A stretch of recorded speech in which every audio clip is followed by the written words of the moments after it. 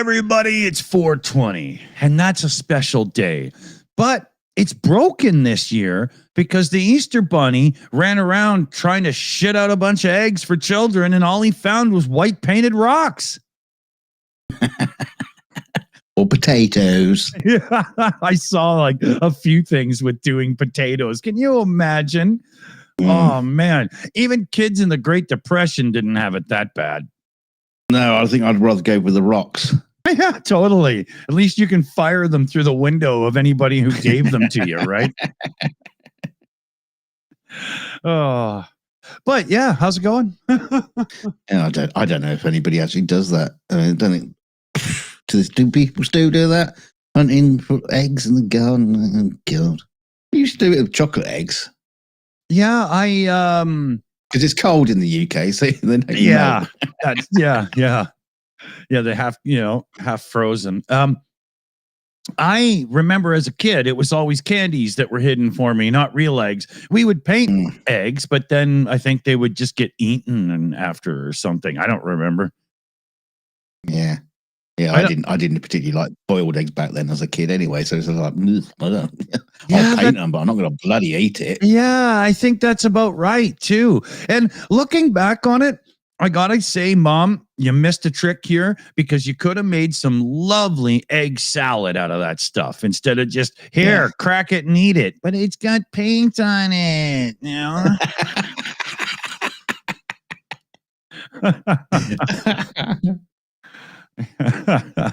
Yeah, you're supposed to paint them while they're in the shell.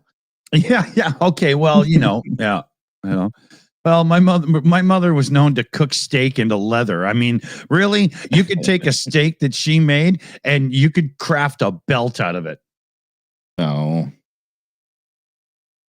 poor Mum. Yeah, everything had to be really, really cooked. It's like she was scared that the meat would get you sick or something if there was any, juice left in it. Yeah. She was pretty good at making lasagna and stuff, but she just, definitely wasn't the person to operate the barbecue. Not a meat person. Yeah, not so much, Yeah. But, what's everybody up doing in the chat there? Anybody do anything for Easter? Any little kids in your life that actually made it worthwhile? I know Shayna locked hers in the closet for 24 hours and gave herself a break. She told them the eggs were in there. Just lock them in.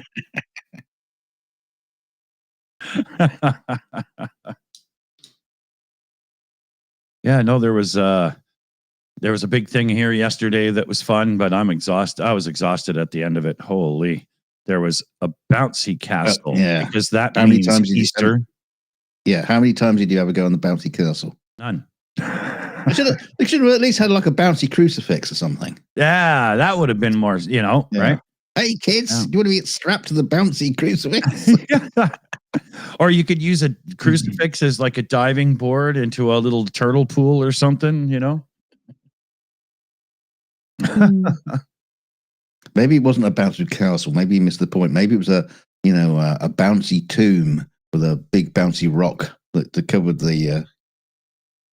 the burial site of the baby. Well, the dead Jesus now. That would explain why Zahi Hawass was lurking around the corner.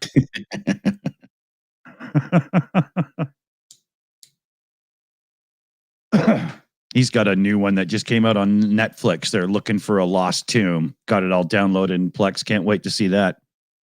Oh, yeah. It's Formula One weekend. The race is already done. No spoilers because I haven't watched it yet. Don't do it. I ban your ass from the channel for life. Yeah. Oh, yeah. So you wouldn't have seen the big explosion then. Well, Roman Grosjean isn't racing, so it was probably an IndyCar explosion. Oh, I'm just kidding. That's kind of a tasteless joke. Man, did he have a bad crash his last season in Formula One? He had to jump out of the fireball. It was crazy to see. Not interested. Can't wait for Spermula One. Spermula One. Yeah. Grab a microscope and enjoy. You saw the picture I posted on the chat which is the actual image of the kids who are behind it. And I mean kids. Yeah. And they're like 17. I say they're 17 and whatever, but like one of them is a CEO of a startup cryptocurrency thing, and another one was like a media guy that worked with Mr. Beast. It's like they're kids. I know, but they're like multi-billionaires already. Yeah. Who would have thunk that Richie Rich was actually a prophetic story and not just a comic book for kids or whatever?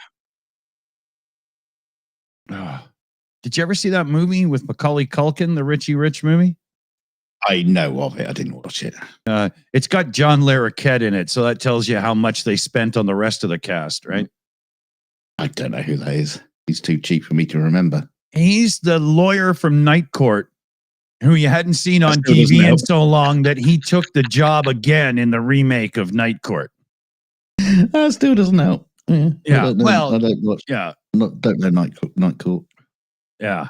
The point is he didn't have a gig until the remake 40 years later, and he's still doing it, right? Poor guy's almost like Gilligan, He was funny in the original Night Court, but I never watched it. It's funny because when I heard people talk about Night Court, I never even actually knew it was a comedy. I thought it was like some kind of serious drama, but no. Yeah. I don't know, actually. Yeah, it was weird. I only seen it a few times. It wasn't really my cup of tea, but it was okay. I guess my thing with it being it's too stupid, and as such, I don't find it that funny, was starting to kick in back then. Because wow, is it kicked in now? I mean, I can't watch Will Ferrell. I can't. Oh, is he in it? No, but he's still in it. You just hate him. Yeah. I just hate him so much that I'm using him as the model for this, right? I refuse to watch it. It doesn't have Will Ferrell in it, but I hate him anyway. Thank God Will Smith isn't also in it. Oh man, that's one way to guarantee I would never watch a movie if you put those two as the stars in it. Yeah. Oh yeah. Two cop buddies. Why is those buddy cop movies always the same? I don't like you. I don't like you. Why is it always the same? What, you want like a buddy cop movie that turns into like Brokeback Mountain? They fall in love and start shagging in the backseat of the cop car. NYPD Leapfrog. Did you ever see? It's about time they did a more progressive film like that. Yeah, exactly. Did you ever see what was that stupid cop show? What was it called? They were running around singing and dancing all the time. Oh, Jesus. Yeah, they literally turned a police drama into a musical show. And it was awful. Cop Rock.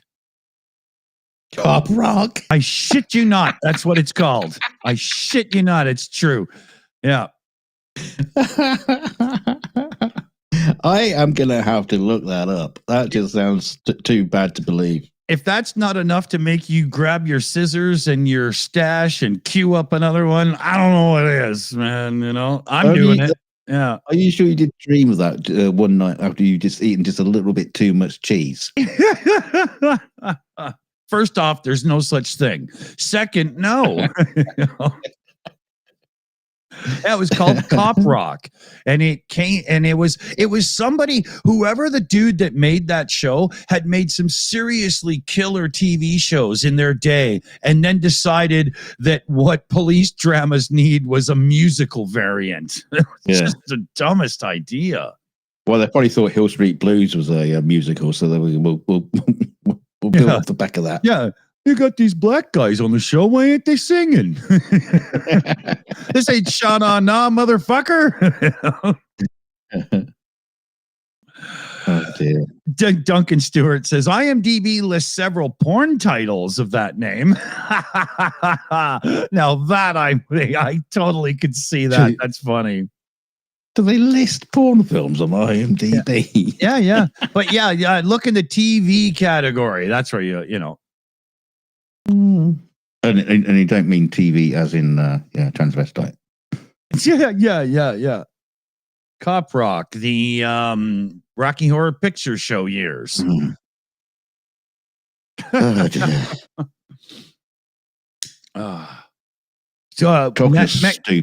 Hold on. Mexi Girl says, I still like to watch Cops, as in like Bad Boys. What you gonna do? Like that theme song show? That's still on the air? I think spell checker got better over there. I think she says, I still like cock. That's like that YouTuber Drew builds stuff.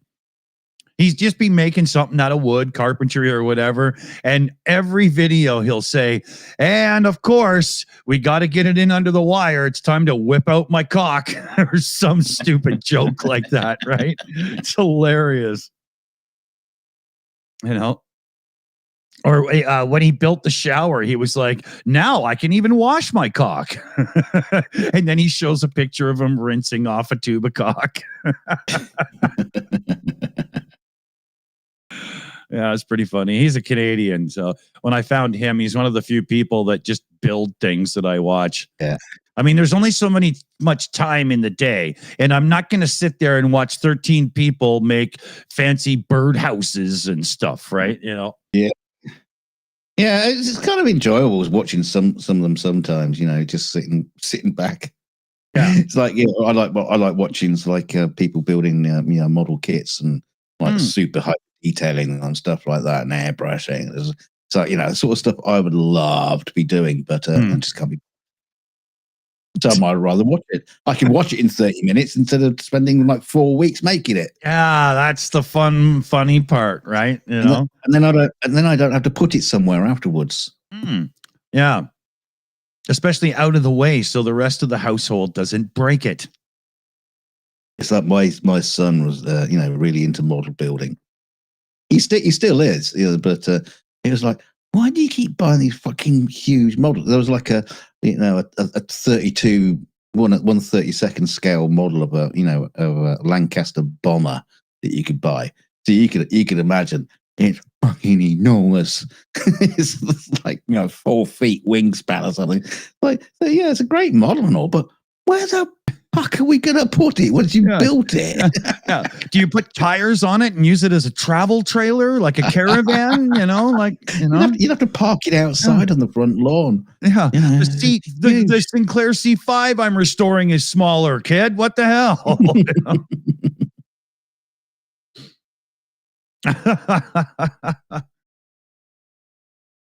I watched some cat in the UK do a full redo on one of those Sinclair C5s. Let me get a picture of it if you don't know what I'm talking about. Did he upgrade it? Did he put like decent batteries and? Yeah, well, he had to because it's a joke, right? Here, let me get a picture up. Even a modern day 12-volt car battery would probably be better than the ones you could get back then. Anyway, big time. But it's more than that. They're only one-wheel drive. The electric doesn't even have 2-wheel drive. It only spins one. And he was trying to drive it like 25 kilometers to some little mountain or hill. We would call it a hill. You call it a mountain. Off in the distance. So he redid it with a new motor, a new battery pack. He had to reinforce the frame because if you put more strength into it, they're known to split down the seam, all this stuff. And in the end, it was just the most uncomfortable, horrific thing. He didn't even make it. Yeah.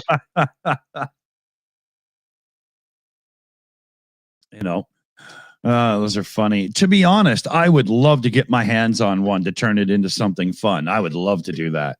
But I don't think any of them made it to Canada. Like a doorstop or something. Yeah.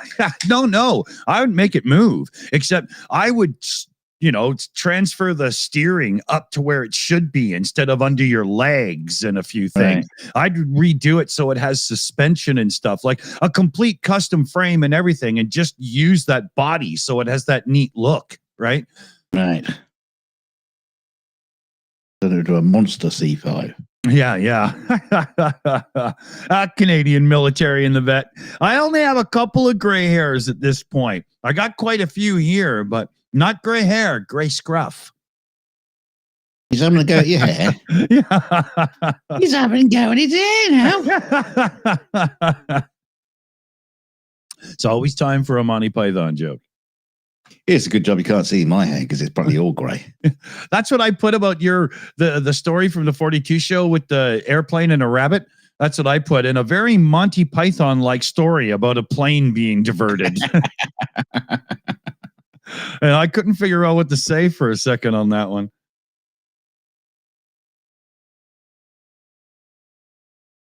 So let me queue up something really cool here for you guys to see. It's about a 30-second video. Some of you may have seen this already, but not all of you.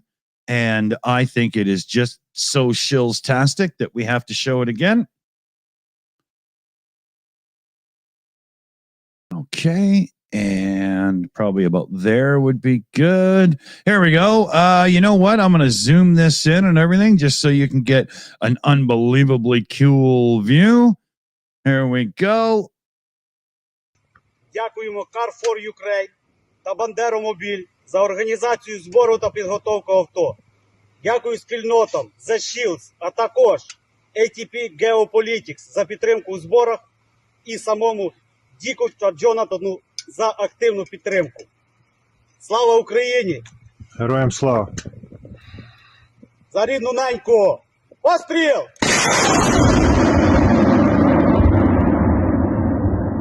Постріл! Постріл!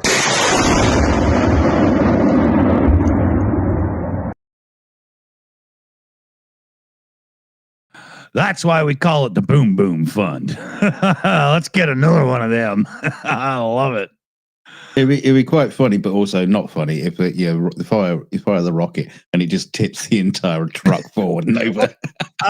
If let me go back to the first screen here. If you look here, let me zoom it in again.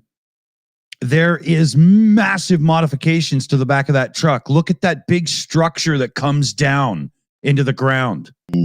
Right? That's like a massive backhoe back end. These are no shit, just fooling around, quickly mounting something on the back. They re-engineer the entire back half of that pickup truck, man. Yeah. Great. Oh, yeah. Car4 Ukraine had to partner with an engineering firm to make those things a reality because you've got to be able to aim it properly. You can't just go, I don't know, shoot the fucking thing, right? Like it's really, really not Russians. Yeah. And Ukrainian soldiers are fucking loving these things, right? So yeah. Let's get more. Yeah. Reminds me of my dad during the Second World War when he was a kid. He strapped fireworks to the handlebars of his bike so he could go around and attack Germans when they attacked Aberdeen.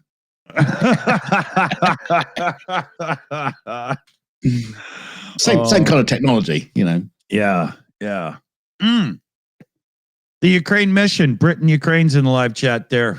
Let's get his link dropped into the live chat. Everybody get over and sub to his channel. You got to see the video that was just dropped. Very important. Very, very important video to watch. Not the easiest, but very important. Get a little reality into us all, Glad you're okay, buddy. Yeah, crazy.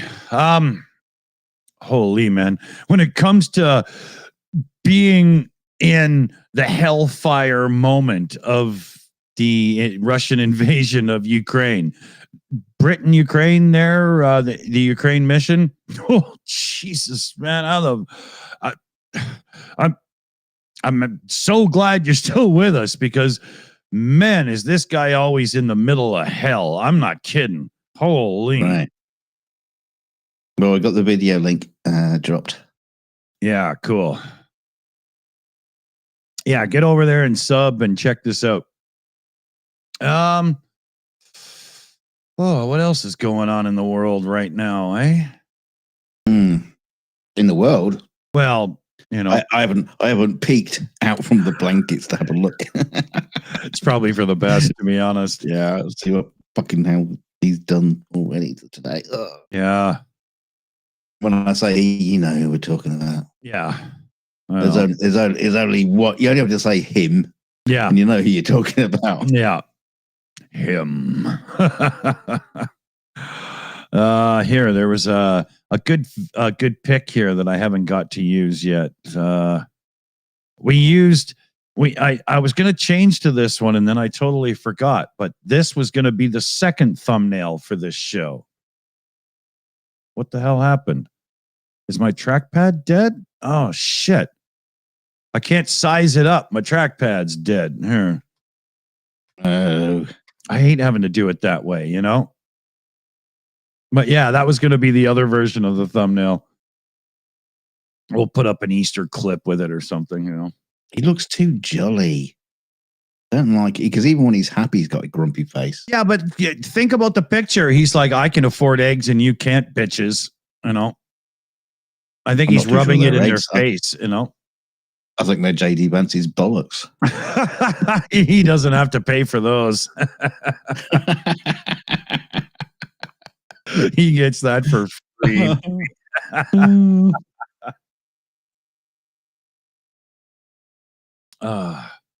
Yeah. Donald Trump is definitely the only non-couch form of life in the universe that gets a free ride on JD Vance's dime.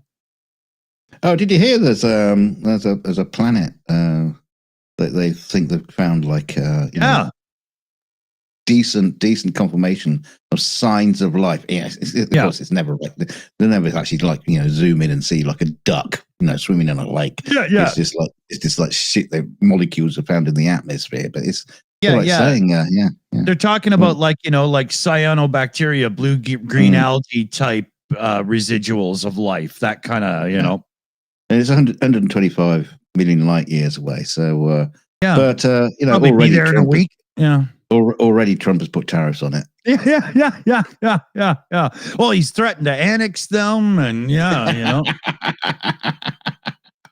It'd be good for national security. Yeah, exactly. Elon's developing the rocket,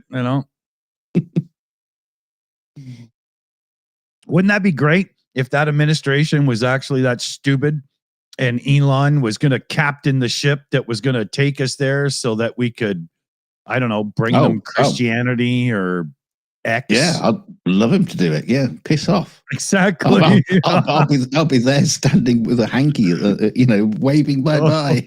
I'll bring an extra bottle of oxygen just to make sure that the suffering lasts. Right?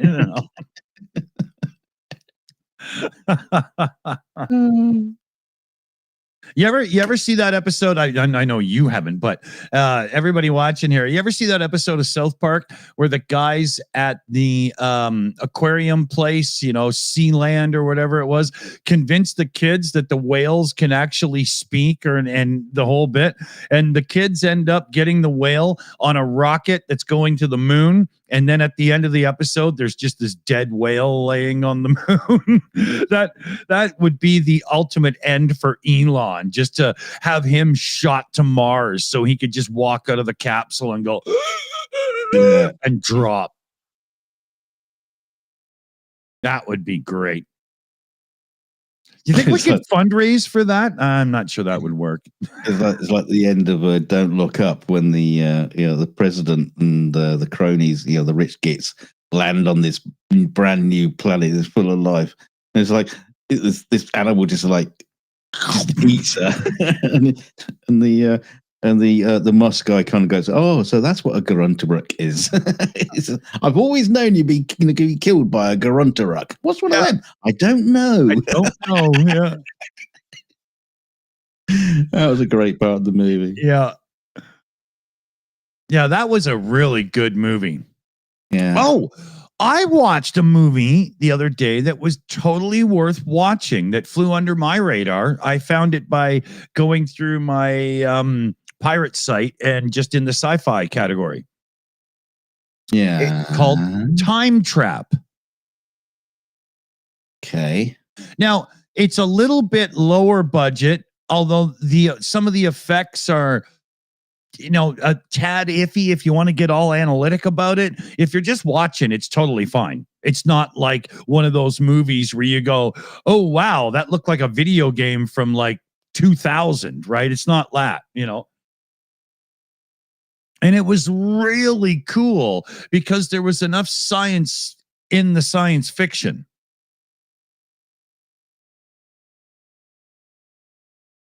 Yeah, I really recommend it. It's in Plex. If I've seen it, of course, everybody on the Plex library can watch it because, well, I don't pay for things. So, of course, it's there. We got a donation shout to make here.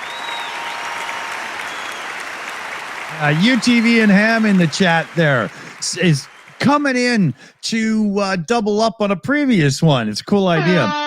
He says, to update my donation from yesterday, hope Felix had a great birthday. Hope all survived Easter. And, of course, Slava Ukraine. Well, the birthday is actually in 3 days.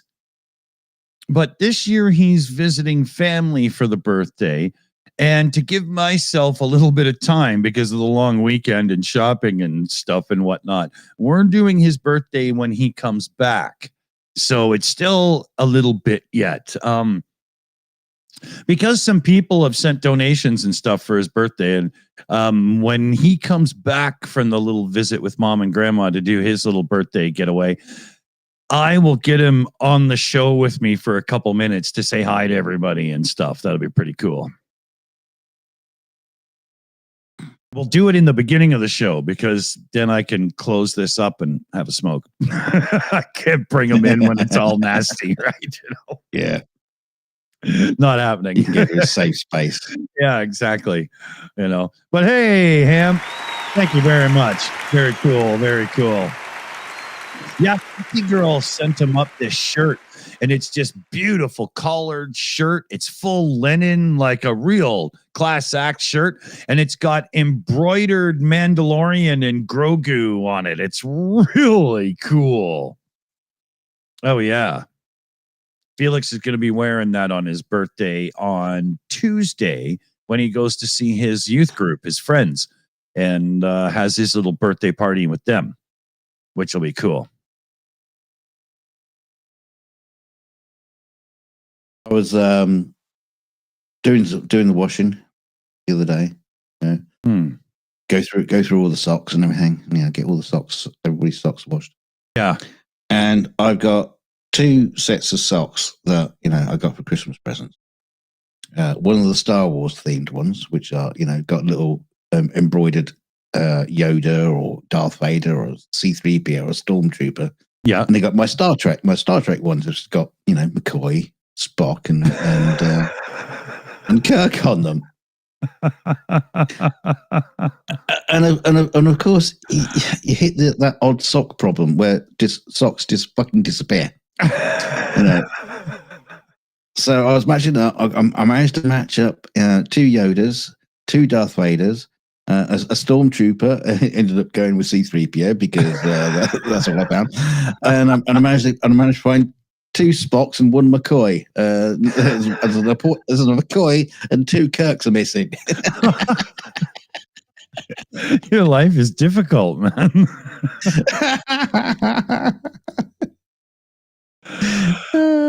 It's like we got all these hordes of socks that just that Kelly's had and stuff like that don't match up, and driving me fucking mad.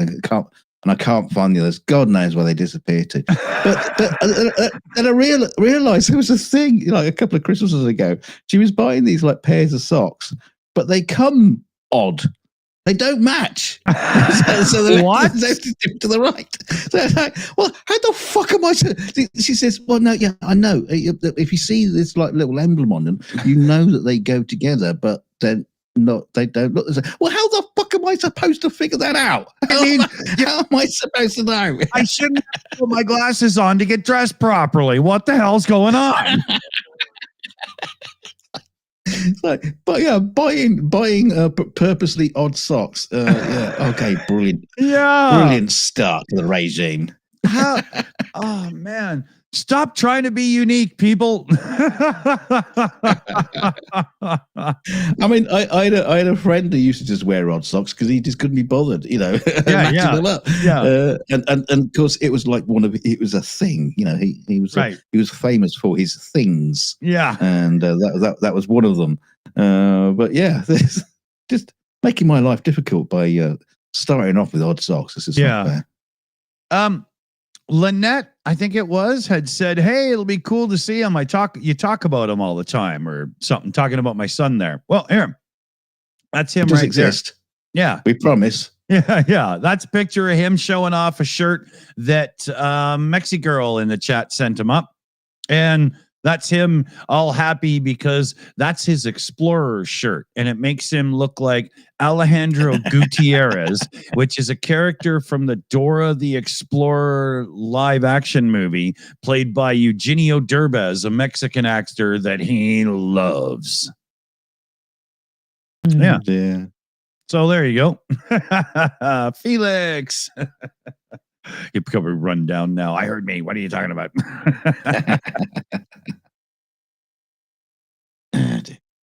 Yeah.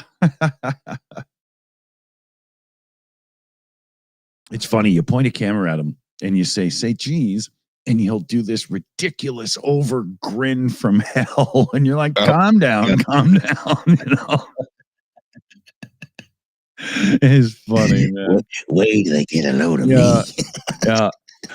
Lynette in the chat says, goodness me, he's a tall one. I'm 6'1" and he's just about an inch taller than me. Yeah. He's basically 6'2". I'm 6'1", but I think only in running shoes now. I think I've shrunk a little bit. Heels.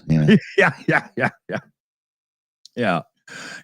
In fuck me pumps. Let me get a beer.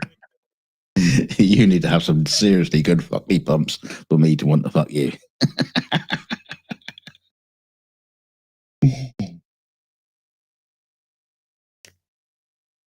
Oh dear. Don't think those kind of shoes exist. It's funny. The only ones I wish did.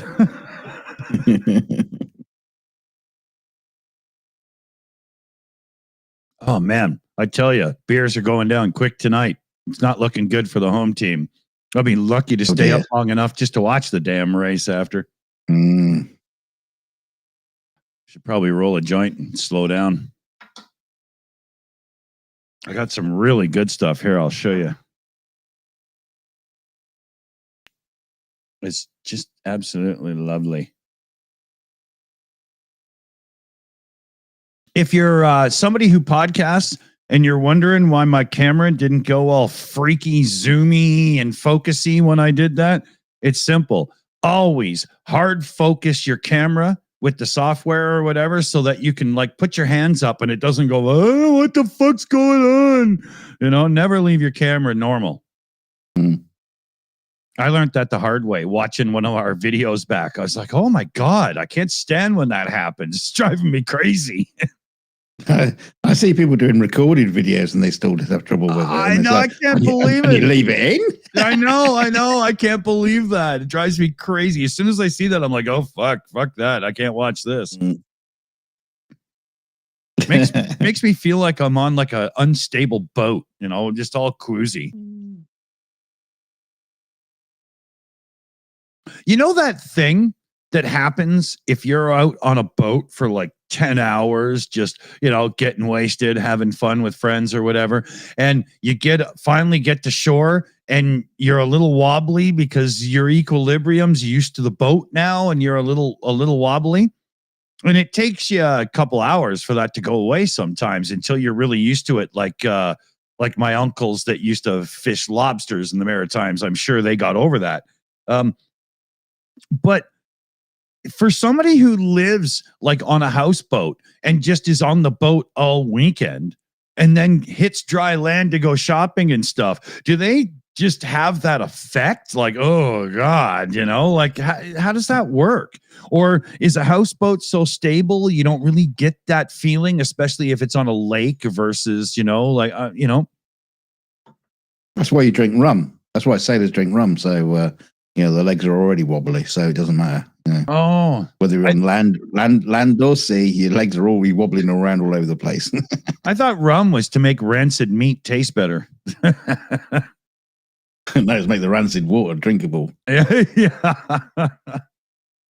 Man, when you think about back in the day when, people didn't have any sort of amenities on those big boats that would go places for trade and whatnot, it must have been awful. Yep. Dried ship biscuits full of maggots and rotten meat. Also, very extremely salted beef. Oh yeah, it was the only way to keep it fresh. Well, say fresh, wasn't particularly fresh. Just not it rotten. Still went rancid. Yeah, exactly. Yeah, yeah, but just like ugh. Yeah, I couldn't have been that person. No way. Yeah, back in the day of like early society when things were really rough, I would have been like, a poet or like a minstrel or something, just, don't make me work really hard. Minstrelite. Brave Sir Robin stood forth from Camelot. He was not at all afraid. Oh, brave Sir Robin. Yeah, I can see you being prancing around in your little fairy outfit with a loop. Hey, it wasn't fairy back then. It was totally fine, right? No, it was still gay.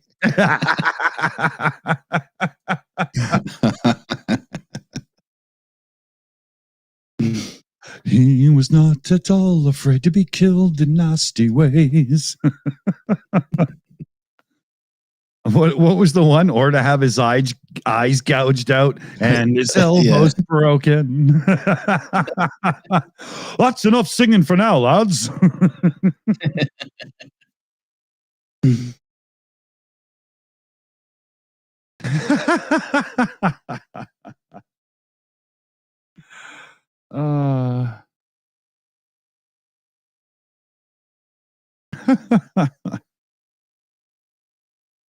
Anybody watch any Easter special stuff or anything? What is Easter special stuff? Is there such a thing?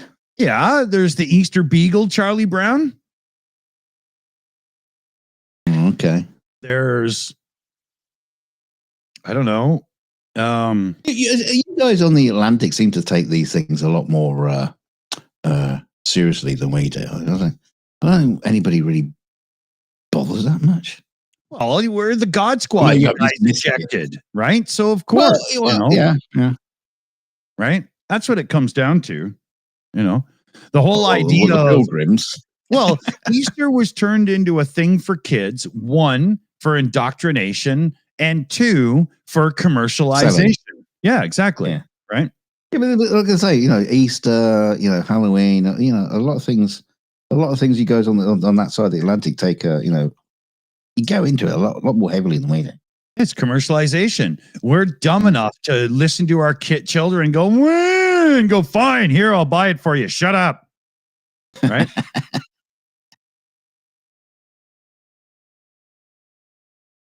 But Mummy, I want another iPad. Ooh. Yeah. We got this going on right now. There's a discount-y type store in our area. And right now they have a shipment of these electric bikes that are kid size. They're selling for $500. They look exactly like the ones that you buy on Amazon for about $1,000, but they aren't the same bike. They just look it. They're junk, right? All of the families that I know for sure can't actually afford to be buying their child a $500 toy have bought them. Wow. And I guarantee that 50% of those bikes end up in a fucking pawn shop within 2 weeks because they are out of money. Do you know what? Even I wouldn't even buy $1,000 one because we did, right? And here's a consumer advice.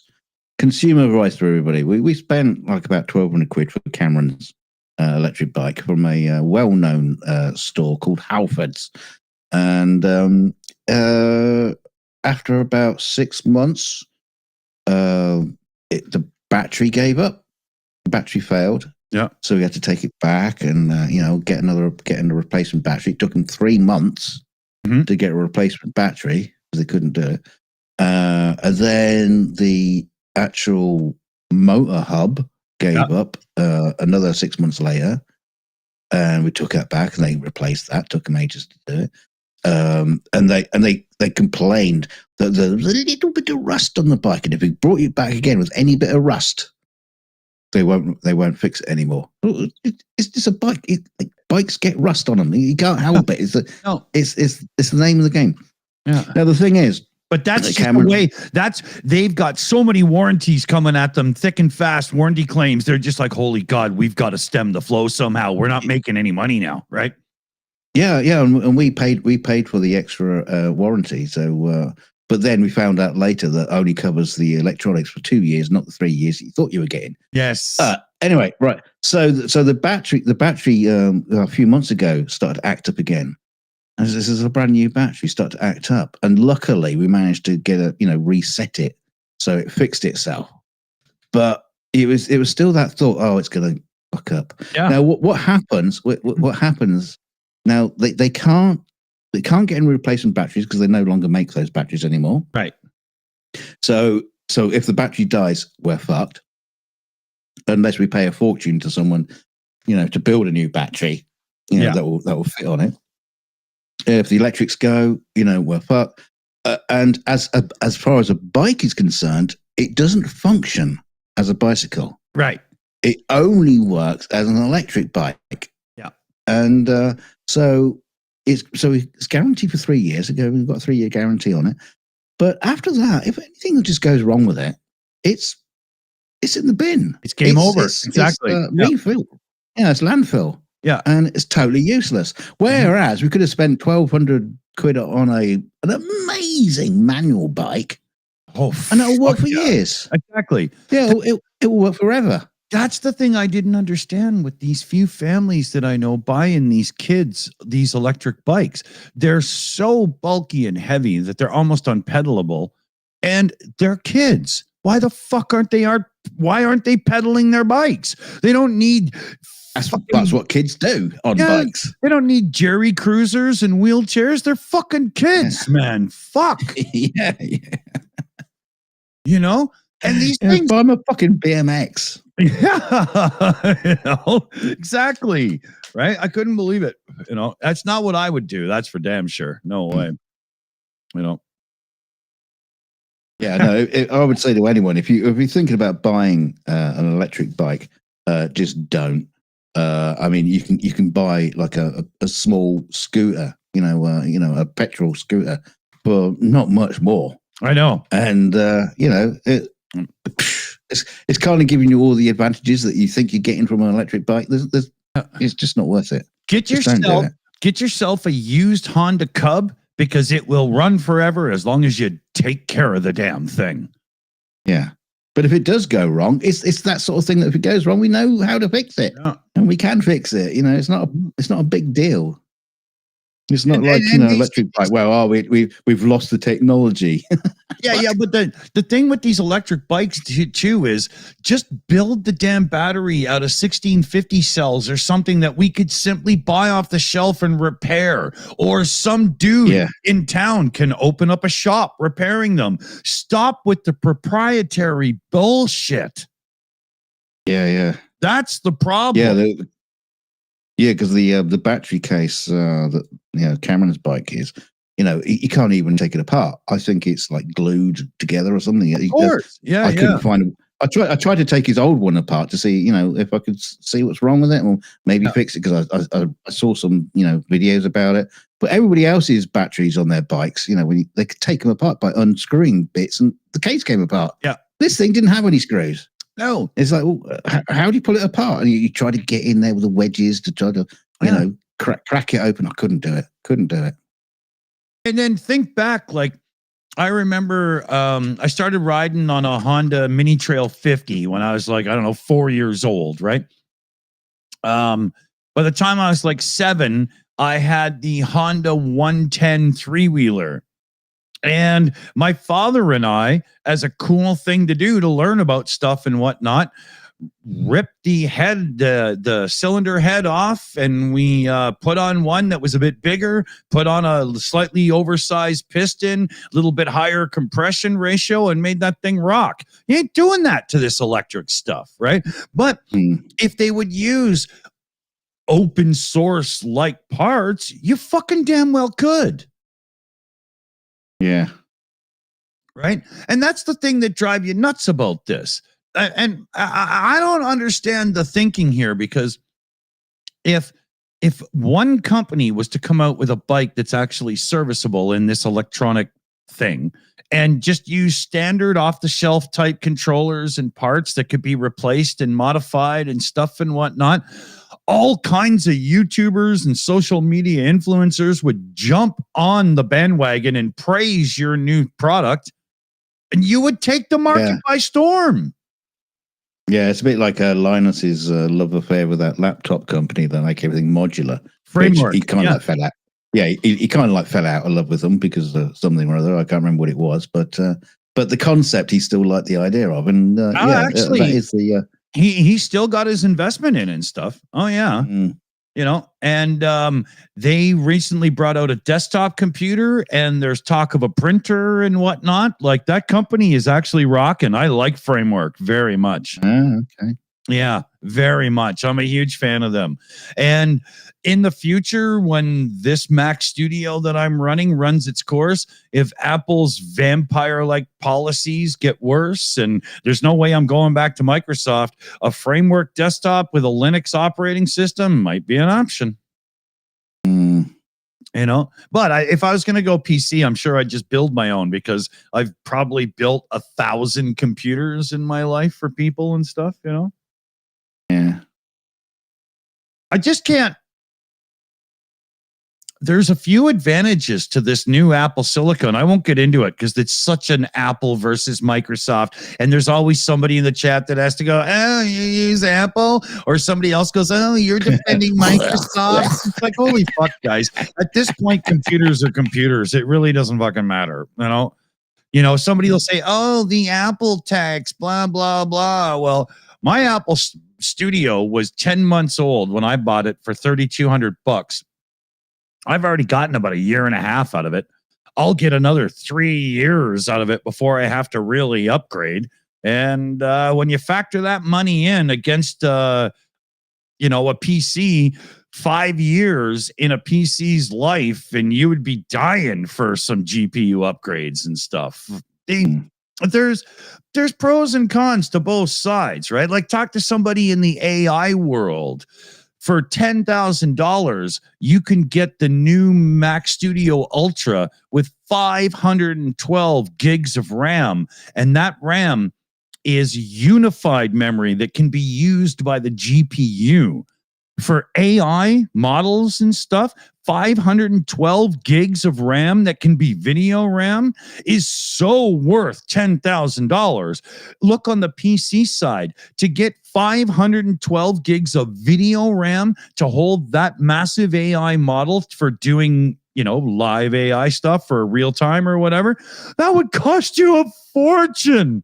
Oh my God. And that's what, like, a lot of people aren't seeing it, but Apple's unified memory architecture is the darling of the AI world right now. Everybody wants a piece of it.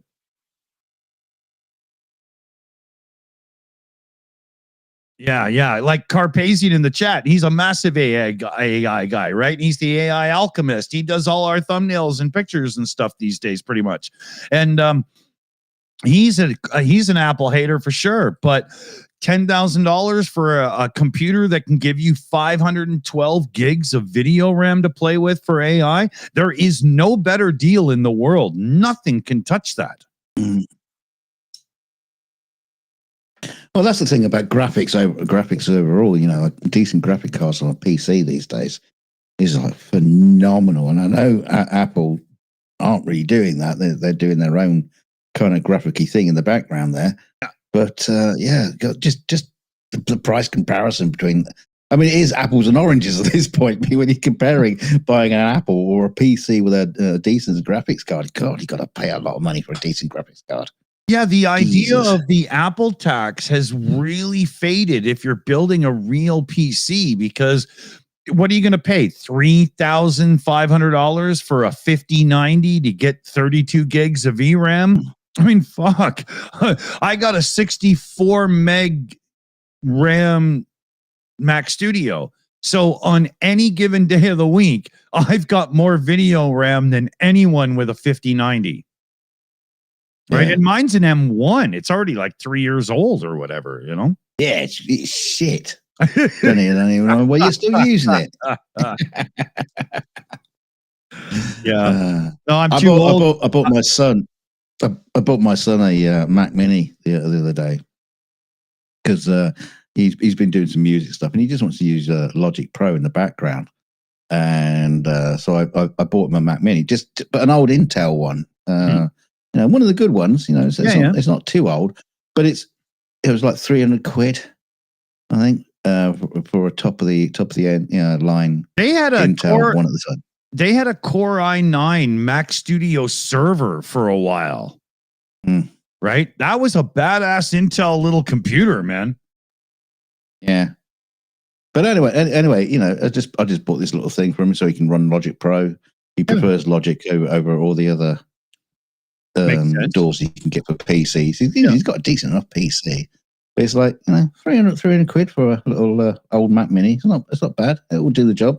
And it's still mine. It will still be part of my my stuff, so I can still use it to run my software licenses servers in the end. Yeah, but no, it's all right. Yeah, you've got there's enough Macs laying around your place. You could totally just network up a render farm, man. You know? Well, I could, but a lot of them are so old, I don't think it's worth it.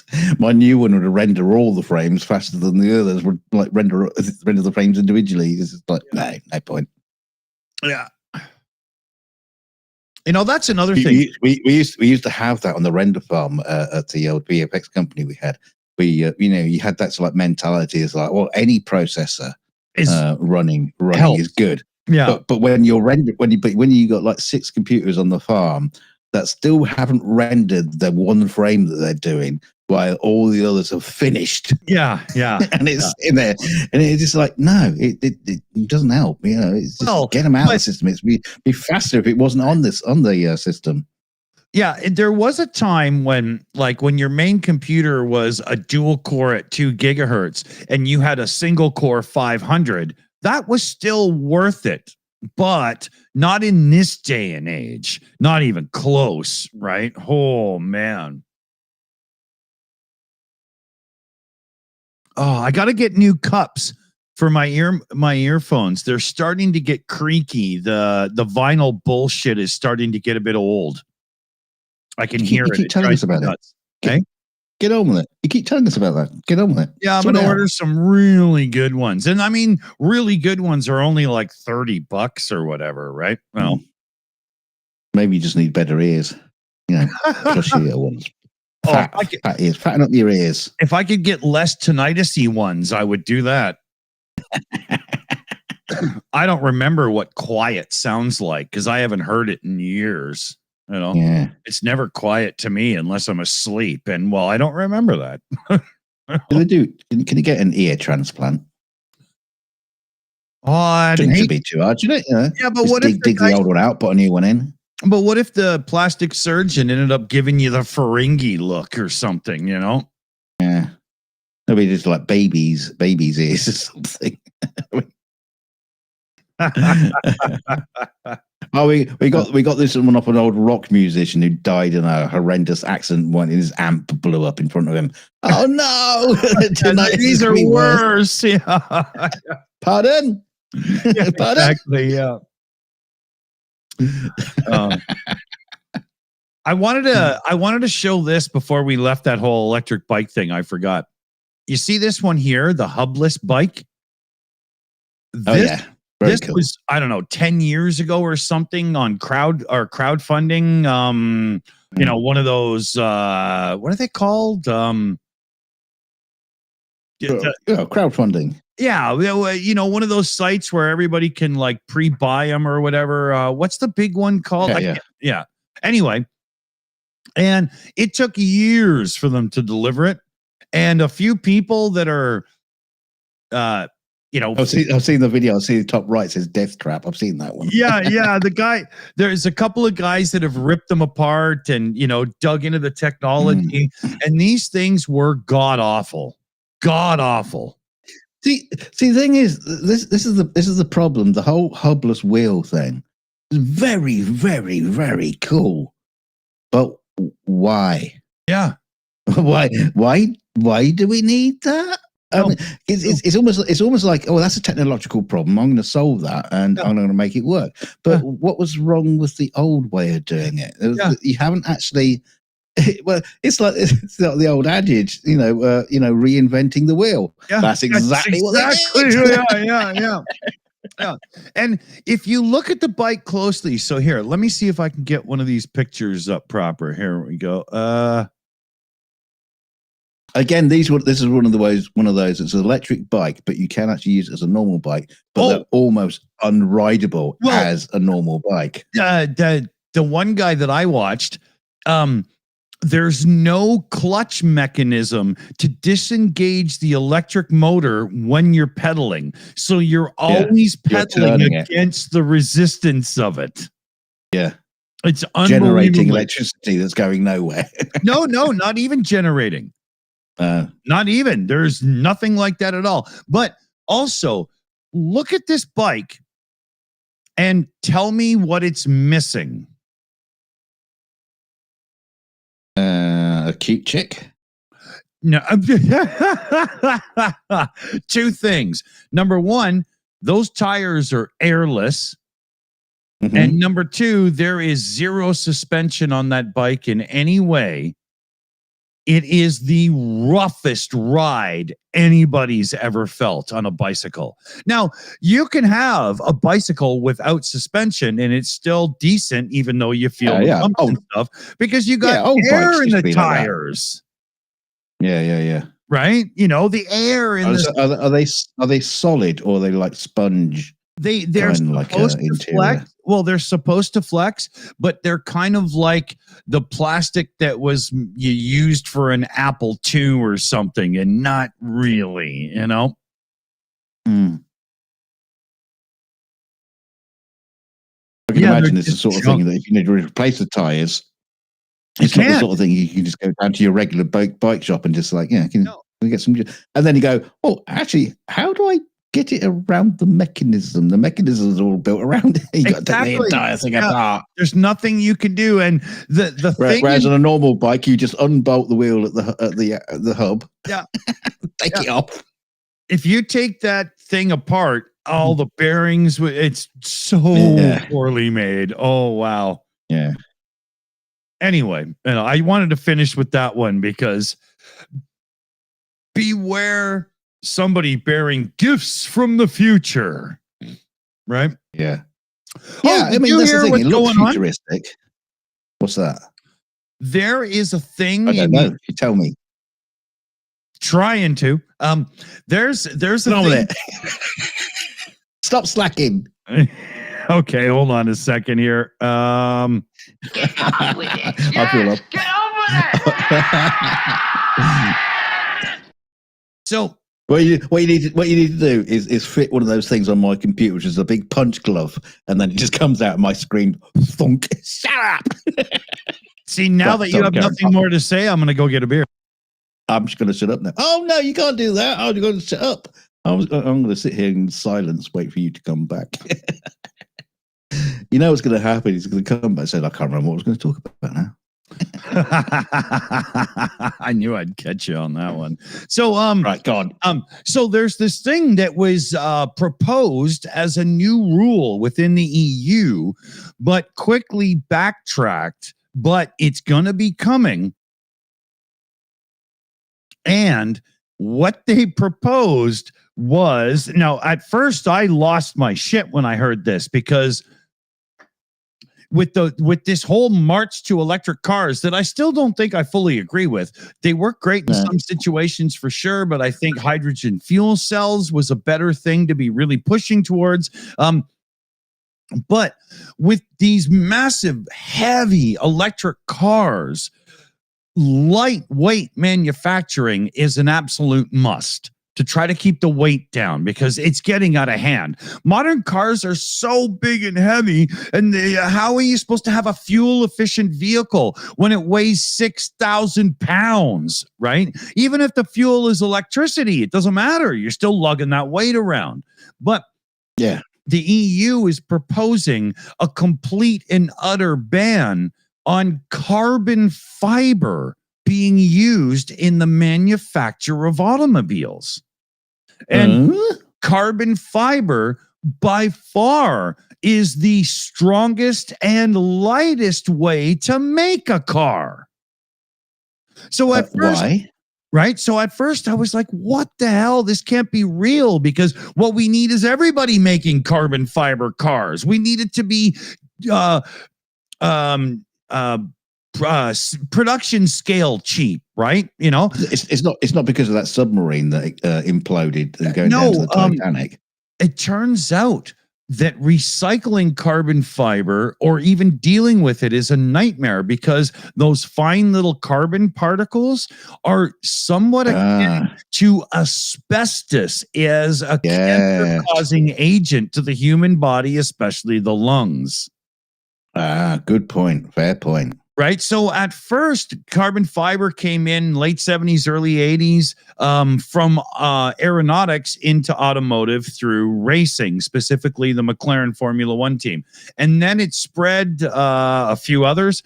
And then it became like hypercar territory. But in this day and age. Well, just point out, it's let's face it, before then, it used to be like fiberglass. You use fiberglass, Yeah, but fiberglass doesn't seem to have that true effect. Fiberglass is really bad for the lungs, but it doesn't seem to be asbestos cancerous causing, right? Right. Okay.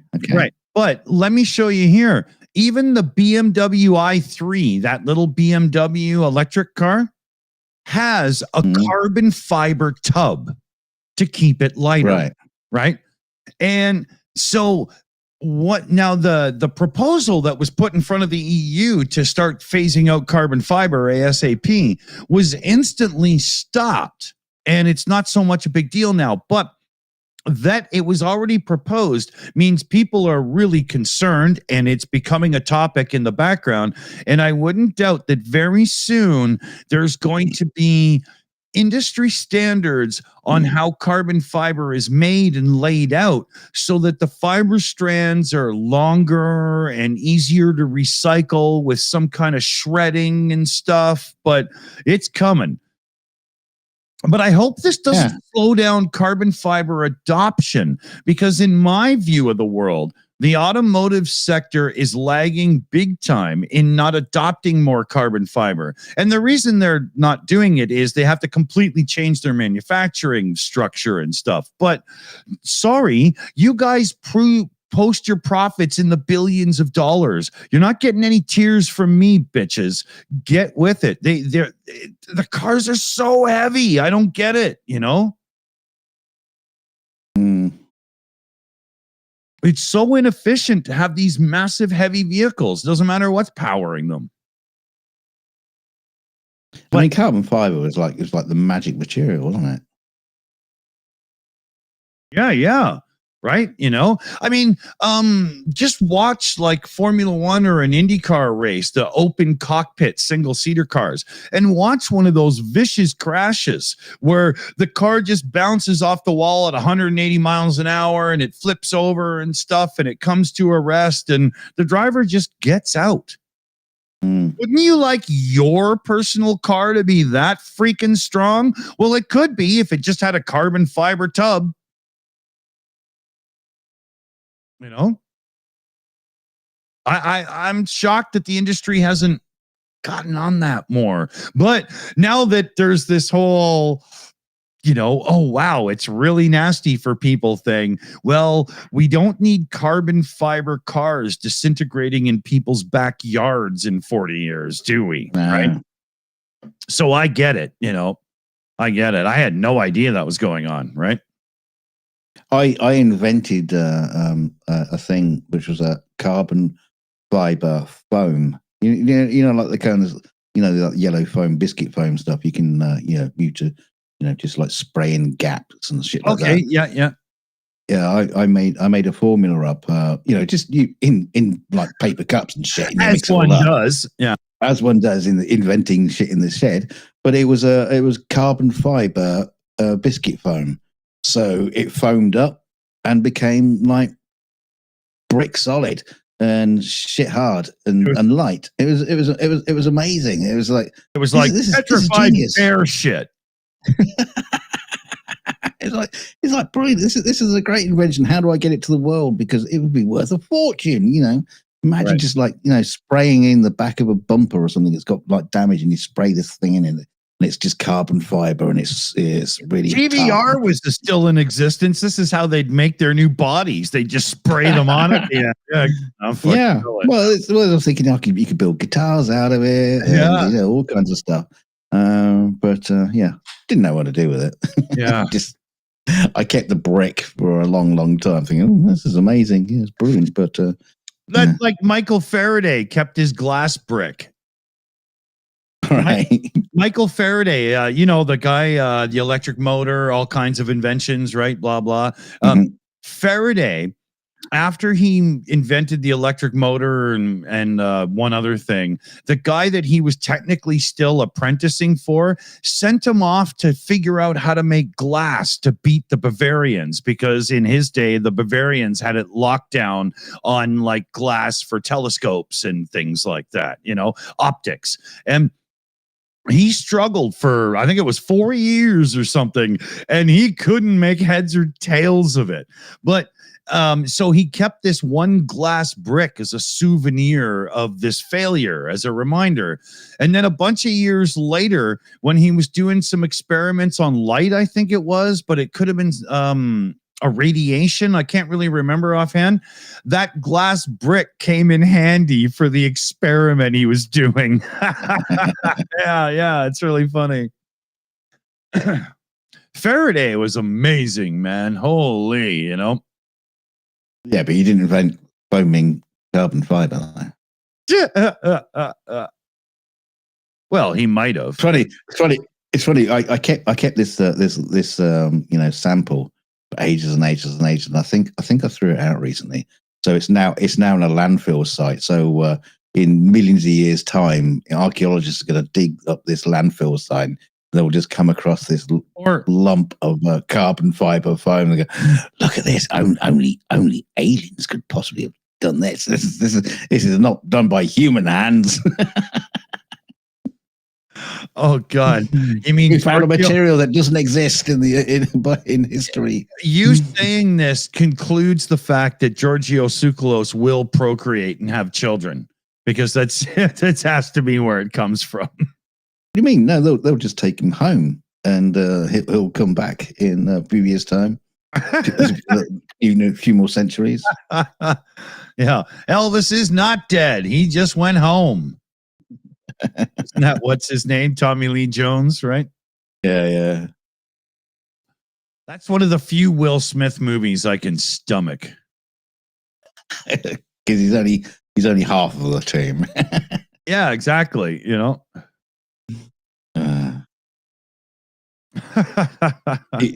must like Bad Boys. Never seen it. I do not like that Martin Lawrence guy. He's like, I was trying to think who the other guy was. No, okay, you don't like Martin Lawrence. Okay, yeah, you haven't got a chance. Martin Lawrence is like the Brooklyn Will Ferrell,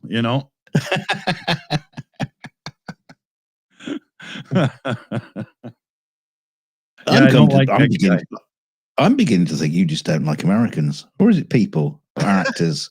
Oh, Canada has some amazing comics, that's for sure. Yeah. Mm.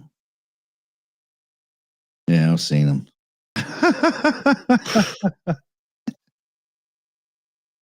We'll decide whether it's comedy or not. Thank you very much. Yeah. No, but Canada's had a lot of famous comedians that went on to like big Hollywood careers and stuff, for sure. Yeah. William Shatner. He was a stand-up comic first. Yeah. I always forget about him. Oh, how can you forget about the chats? I mean, Mike Myers, the whole Wayne's World movie is basically just his teenage years from Southern Ontario, right? He's more British than Canadian. He wishes he was, you know. He spent a long time over here, getting famous. Yeah. Oh, and like Shrek, he's just a Scottish accent done by a Canadian, right? You know. Yeah. Yeah, John Candy, Shayna in the chat there. Oh, yeah, he's one of my favorites for sure. He was amazing in that Uncle Buck movie. Oh, yeah, Plane, Trains and Automobiles. Even these little small parts he had in the Blues Brothers. Oh, yeah. Just like golden. Yeah. Or just a little bit. In the original Vacation movie where he's the security guard at Wally World. Yeah, the Wally World. I must say I prefer John Candy when he's not playing the lead, when he's just another part. Although I don't count Spaceballs. Spaceballs is terrible. Oh, come on. I like Spaceballs. Scotty beat me twice last night. It was amazing. Stupid. I love it. Talking about I'm surrounded by assholes. Come on, that's hilarious. Talking about stupid and William Shatner and all that. I was lying on the sofa today watching Star Trek VI, The Undiscovered Country. Oh, revered by many Star Trek fans as one of the better ones. Star Trek VI, The Last Grasp. Come and fucking fight me over it because it's stupid.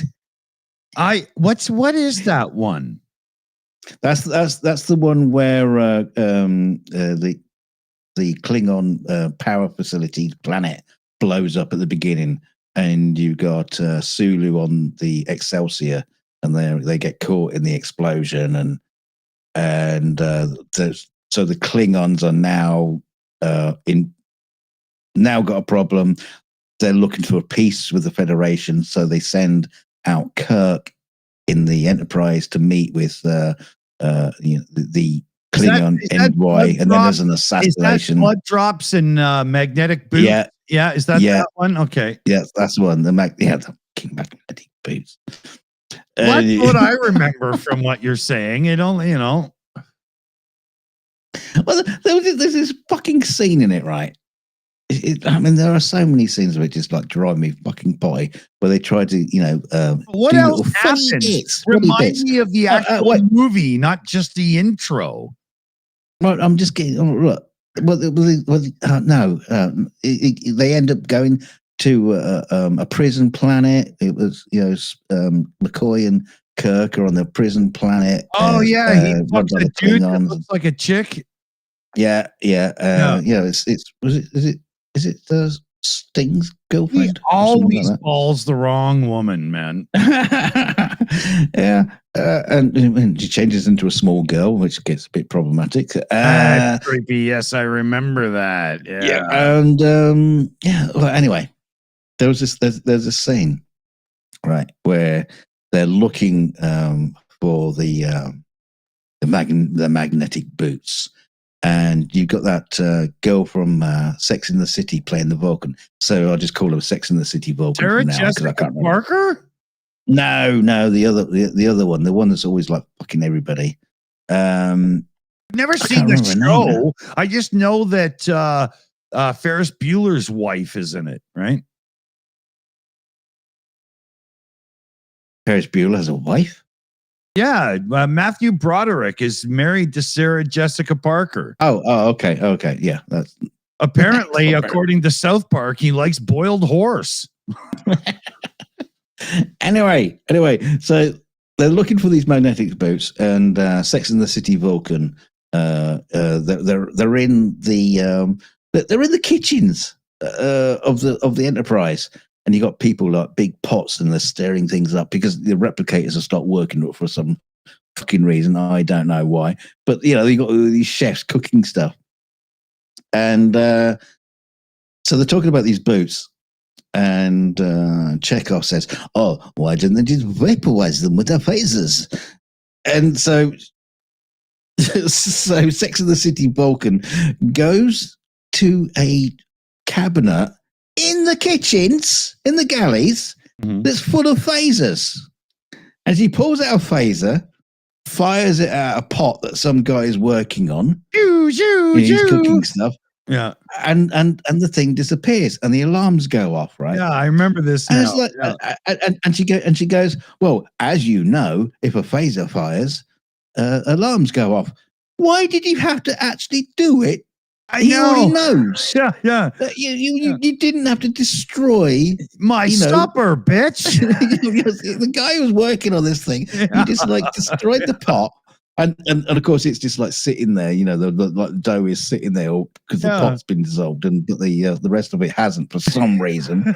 And it's like, why did you have to do that? B, why does the galley have shitloads of phasers in them? And C, I would imagine, I mean, if you're a cop, if you're a cop in the United States, even just pulling a weapon, there's paperwork involved. Exactly. Right? Yeah. So she just but pulls not in the out. 24th century. No, not at all. And of course, they knew anyway. Why did you? And then you have this incredible moment where Uhura comes in like B fucking Arthur from the Golden Girls, and goes, "Oh, did somebody fire a phaser?" And then there's Just fuck off. Just literally take that part of the story and fuck off to the stars and to never come back. It's just but you know what happened there? Uhura's agent was just like, I don't have enough lines here. You gotta, okay, all right. Well, they have that bit where they're trying to communicate. Well, they're trying to get to the planet where Kirk and McCoy are on. And break them out of the prison. Yeah. So they're trying to get past a Klingon outpost, and so Uhura is trying to communicate with these Klingons using, because they'll notice the universal translator for some god awful fucking reason. I don't know why. Yeah. So they have to vocalize it properly. And you got Scotty and the rest of the crew, and they're just like piled up with books. Yeah. All of a sudden, a reason out of nowhere, there are books now on the bridge of the Enterprise, and they're ancient books. And why haven't they been digitized? Nobody knows. I see one of the guys. Scotty hands one of the guys a book, and he's opening it up and he's looking through. It's a fucking picture book. I know. This is the first time I noticed. It's just a fucking picture book, like landscapes and stuff. What are you going to get out of that? Yeah, and the sheep goes, bah.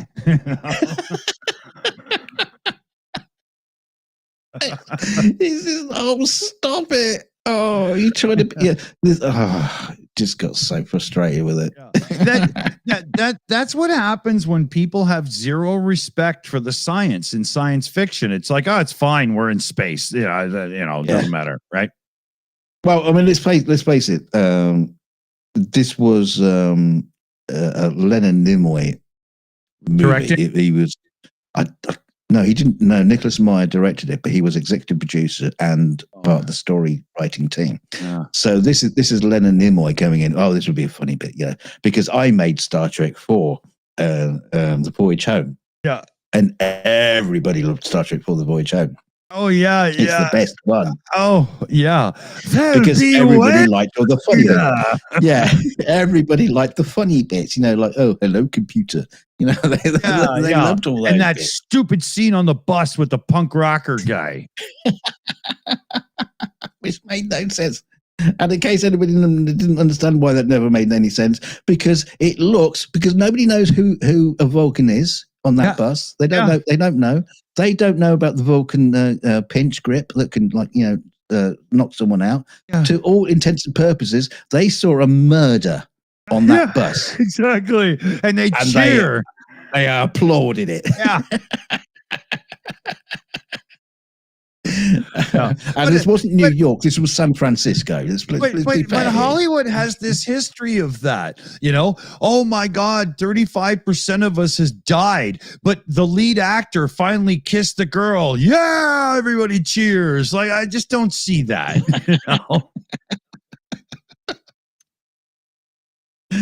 I saw a great Red Letter Media video the other day talking about Star Trek: The Motion Picture and all the various kind of variations of it. The different cuts. And the different DVDs and videos about it. They were breaking it down. But towards the end, they were talking about. Is there a get on with it cut? Well, pretty much. But they were towards the end. They were talking about the JJ Abrams taking over the franchise, and they were talking about Star Trek: The Voyage Home, and pretty much how silly it is now. And of course, JJ Abrams wouldn't do it like that. He would. And it was great because they were talking about the probe, that comes, to look for whales, and they were referring it to the space sausage. The space sausage turns up, and they're saying that if JJ Abrams was in charge, there would be like a communication to from the space sausage, beep, communication, and there'll be like a whale with a big fucking scar down his whale captain with a scar. And he's out looking for revenge, and all these little fighters would fly out, pew pew pew pew pew pew pew pew, to the sound of the Beastie Boys. And there'd be this big battle while Kirk and Spock go onto the space sausage and attack all the little whale creatures inside. I was laughing at it. I was laughing at it, thinking, yeah. You're absolutely right. This is exactly how JJ Abrams would have treated that movie. Exactly right. But do the Mel Brooks version. That spaceship would have had two big balls at the end, and it would have squirted people out to get them to the planet. And instead of that one spinny ball at the front, it'd be like a little nutsack. Yeah, exactly. Truck nuts. That's what they would have called the ship, Truck Nuts. Truck Nuts. Hey, we'll just call the movie that. Star Trek, Truck Nuts. If you think about it, though, you think about like the Starship Enterprise and a few other of the spaceships that are in all these shows and stuff. They're all big and menacing. And why would you make yourself a bigger target and a bigger thing to go through all the dust and stuff in space as you're flying along? And all those designs are bullshit if you really think about it. That's not the way it would be done. No way. To make them like a needle. Yeah. Right. Just like, just enough room to pass each other in the corridor. For sure.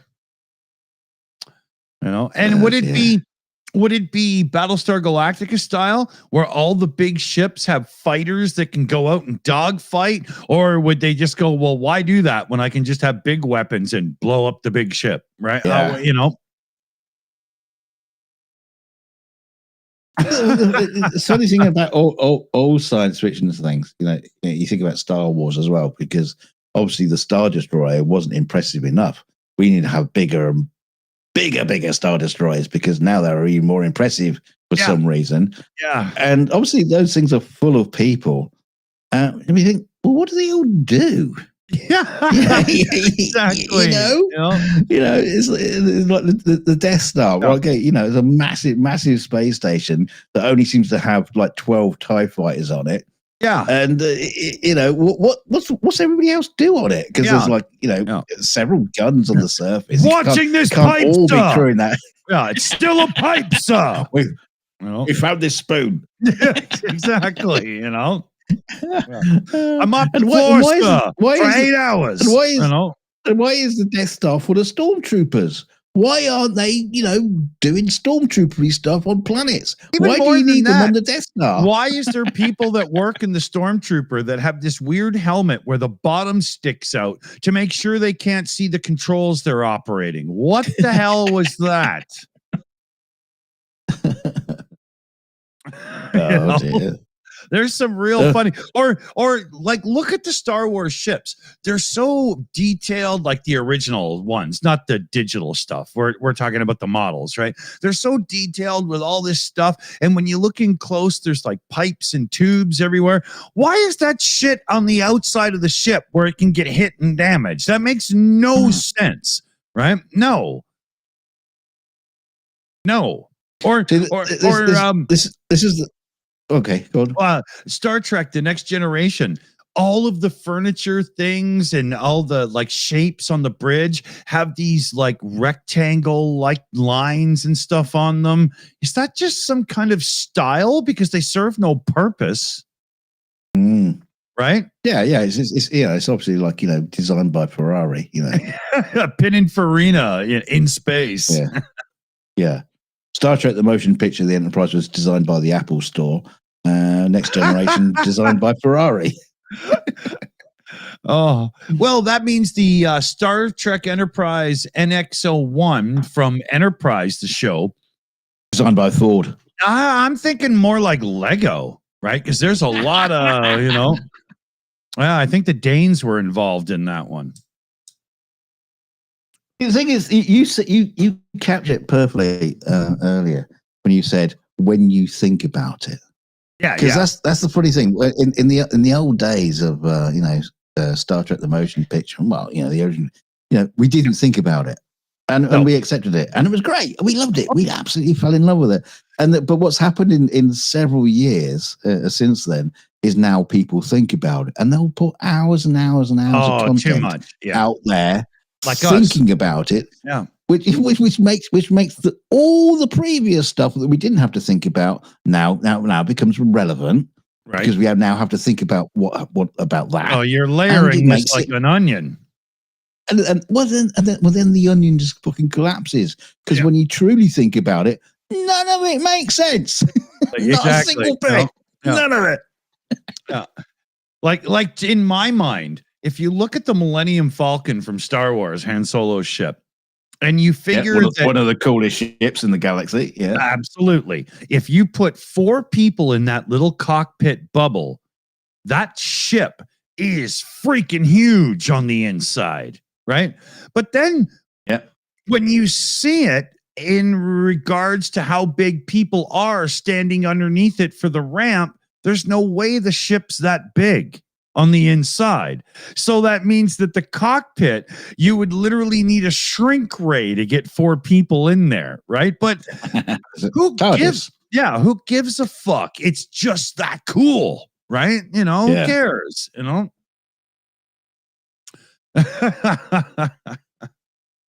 is funny when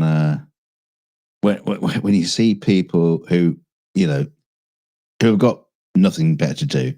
And they are like, looking into, ship designs and all this sort of stuff and into scale. And sometimes they have real trouble trying to bring reality into what they're looking at. It just doesn't. Actually, if you think about it, there's a great shot in the last Star Wars film, which is called Daisy Ridley ones. Rise of Skywalker. Yeah, okay. I have to think about what they're called. I don't know the names of the movies in order either. I have no idea. Yeah. Come on, guys, can't you just give us 1, 2, and 3? Right. So they have an onset. I wouldn't say more, but a life-size version of the Rebel blockade runner from New Hope, the TARN T4, and it's tiny in comparison to what it should be. Yes, because obviously it's really hard to build something that big. I don't know why they just didn't with the visual effects and did it properly. But that ship is fucking huge. Yeah, look I mean, how it's much it's tiny interior compared- space it has, right? Yeah, but like it's like you're saying on this one, you know, you got a ramp and the guy walks up and he's in the main corridor. Now, how did they manage to lose Princess Leia? The Empire were looking, tear the ship apart before so we can find her. And no, they couldn't find her because she was hiding away. Yeah, and they use the onset thing. It's just tiny. Yeah. When you see the footage of the Millennium Falcon with Solo and Leia, and they're out because they're in that asteroid with the big worm that eats them, you know, you can see the curve of the bottom of the ship as they're standing under it. And as such, you could work out how big that ship is. And there's barely enough room for that table that they play games at and a couple of things in there, right? But then when you look at the cockpit versus the ship, it's ridiculous, you know? You know, like I think that's one of those things.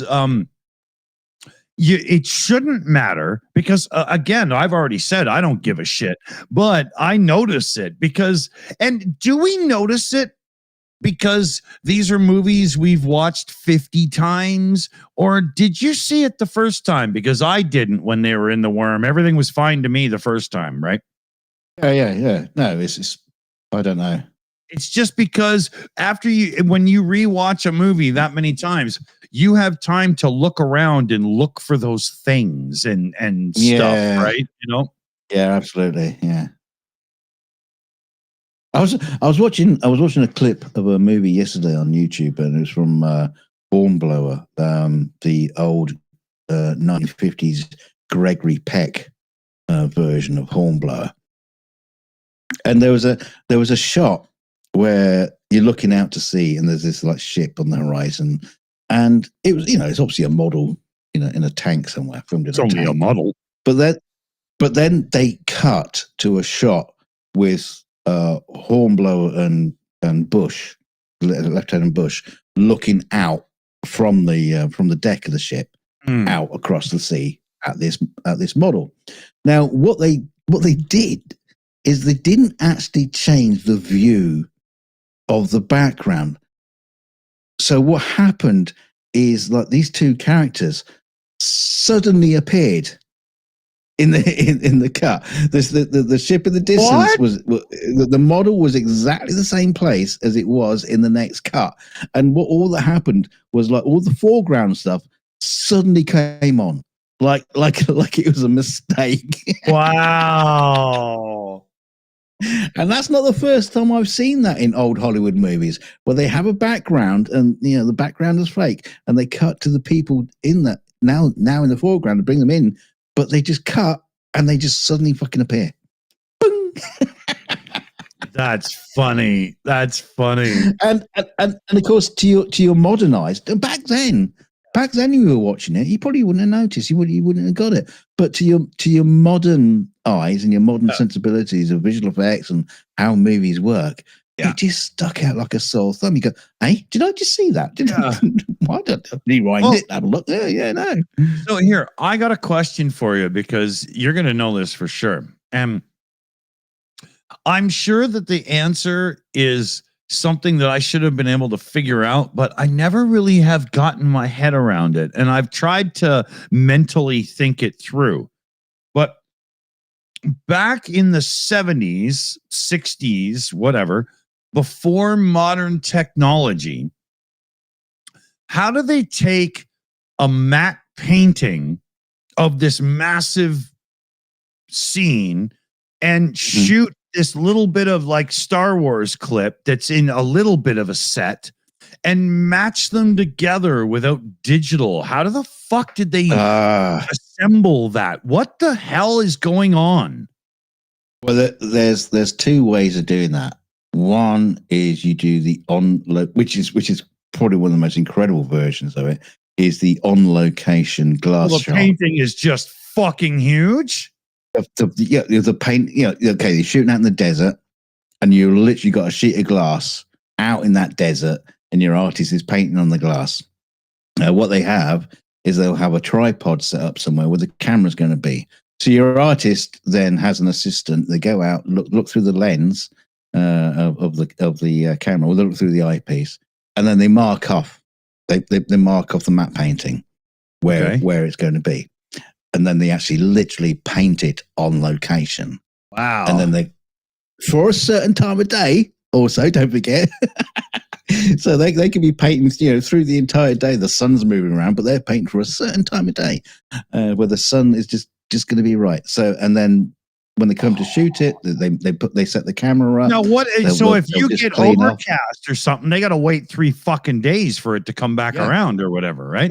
Yeah. If you're painting for a certain lighting condition, you need that lighting condition. So like you say, if it's overcast, it doesn't work. So that was the other way of doing it. You do it in post.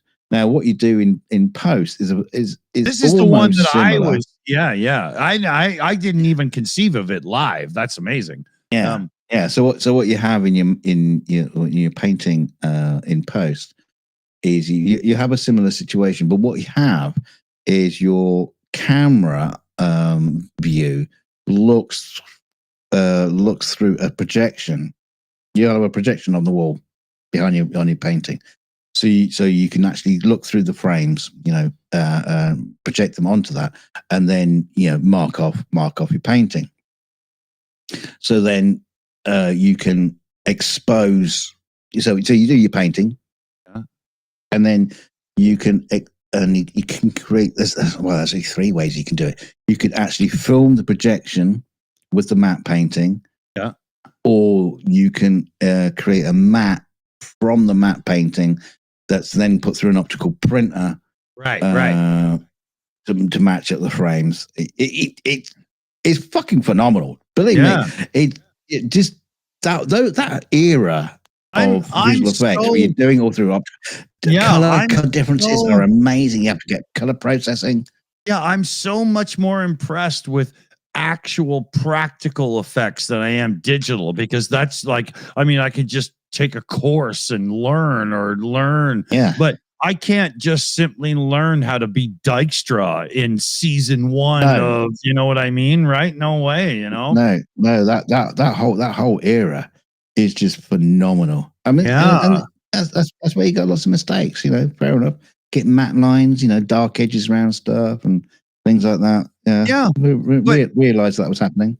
But back in the 70s, I saw Star Wars in the theater, and even though it wasn't 100% perfect compared to everything that we had ever seen, it was mind-boggling amazing. You didn't have time to look for that crap. You were just going, holy fuck, man, right? Yeah, drawn into the story more than anything else. Exactly. That was the great thing about Star Wars.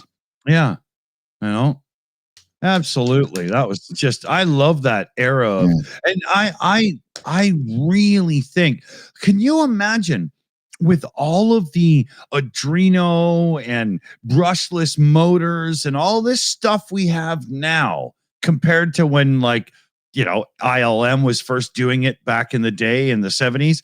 Can you imagine what practical effects and remote cameras and so on could do now? Right? I would love to see a dedicated, I'm going to do a space opera the way it was done, budget movie. That'd be phenomenal. Well, like I told you before, though, the fact is there are people out there who are building motion control rigs and filming their starships in the old-fashioned way. And with 3D printing and everything, holy shit, right? Yeah. They are doing that now. There's still a lot of stuff goes on in the Marvel and people to be doing this and put a little realism back into things. We need it. I don't think you're going to see much of that from Marvel. Are you kidding? At this point with Marvel, you're going to be like, oh, is this just done by AI? Yeah, might as well be these days. I don't know. I don't watch any Marvel shit anymore. I just don't give a shit. I can't care less. By the time they got to Infinity War and Endgame, I was already kind of like, yeah, I'm done. But at this Yeah. point, I have no idea what's going on, right? Yeah, there lost to be a 1970s Spider-Man and Incredible Hulk. Oh, I'm a big fan of that Tom Holland as Peter Parker. I like him very much. Let me get a drink. Hold on. Yeah. Yeah, no, some of those early Spider-Man movies are kind of cool. But yeah, just not really that keen on just all the expanded stuff and all the details. And like, is every second fucking person on the planet a superhero? Yeah. How many are there? Yeah. Oh, I like the idea of Superman. I mean, Batman. He's not really a superhero. Not. That's the whole. That's the great thing about. That's the great thing about. Not the true definition. No, but that's the great thing about Batman is he's just an angry bastard who can fight like a motherfucker and is super rich. And it makes him more vulnerable than like Superman. He basically, they had to invent kryptonite just to make it so that he could act, like Batman was way more, But what my point is, I like the idea of a superhero movie when there's one superhero. That's it. Or like Batman, there's just one Batman. As soon as you make a movie like Batman versus Superman, write me out. It's like you can't clash them together. That was stupid. Yeah, no, there shouldn't be two superheroes in the same. And then you end up with like these whole fucking superhero teams and but here's the thing: the classic team up of the Avengers and the Super Friends or whatever you want to call them, famous Fantastic Four.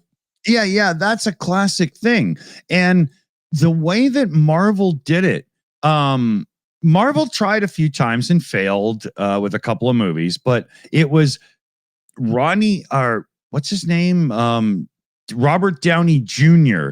being the arrogant playboy guy that got to be Iron Man that actually made it for them. And then they put a few other people in the stories, and then they had their big get together and for the Avengers, and it worked for the fans of the stuff. The first Avengers movie is just fantastic. And in the DC universe, they failed at that somewhat, but not on television with the whole Arrowverse, they called it. And as they built up the heroes with the Arrow and the Flash and so on, and then they had a few big get-together episodes once a year or whatever, man, the fans went crazy for that. They really did. But once you do that, well, you've got to pull back and do your separate movies before your next big one. And the problem that these modern and interpretations of this stuff have had is every single storyline for the individual heroes has to be the world's going to end. And then you sit there going, but last year you had all your friends show up for the end of the world. Why aren't they here? And it becomes stupid. And I think it's because the people behind the stories always are trying to outdo each other with how big the stakes can be. But I don't think that needs to be the case. I think the important thing you said in amongst all that was the term the fans. Now, if you go back to the early days, the 70s with the Superman or the first run of the Tim Burton Batman movies, you didn't have to be a fan. You didn't have to know shit about it. And you can go and, you watch and enjoy the movie. What I was saying then, because I didn't mean the fans. No, I didn't mean the fans of traditional comic books because I'm not one. I never read them. I mean the fans of the TV shows, right? Like my son and I didn't start with the Arrow. We didn't know it existed, but we found the Flash. And then we found Arrow, and then there was Legends of Tomorrow and a couple others. And they were all loosely linked, and they would do these team-up shows every year or whatever. If you were... The point is they are still playing to a fan base. They're playing to people who watch it. Yeah. That's what you do with a show. You don't piss off your viewers. Like, why would you do that? Right? Well, they seem to be pretty good at doing that as well.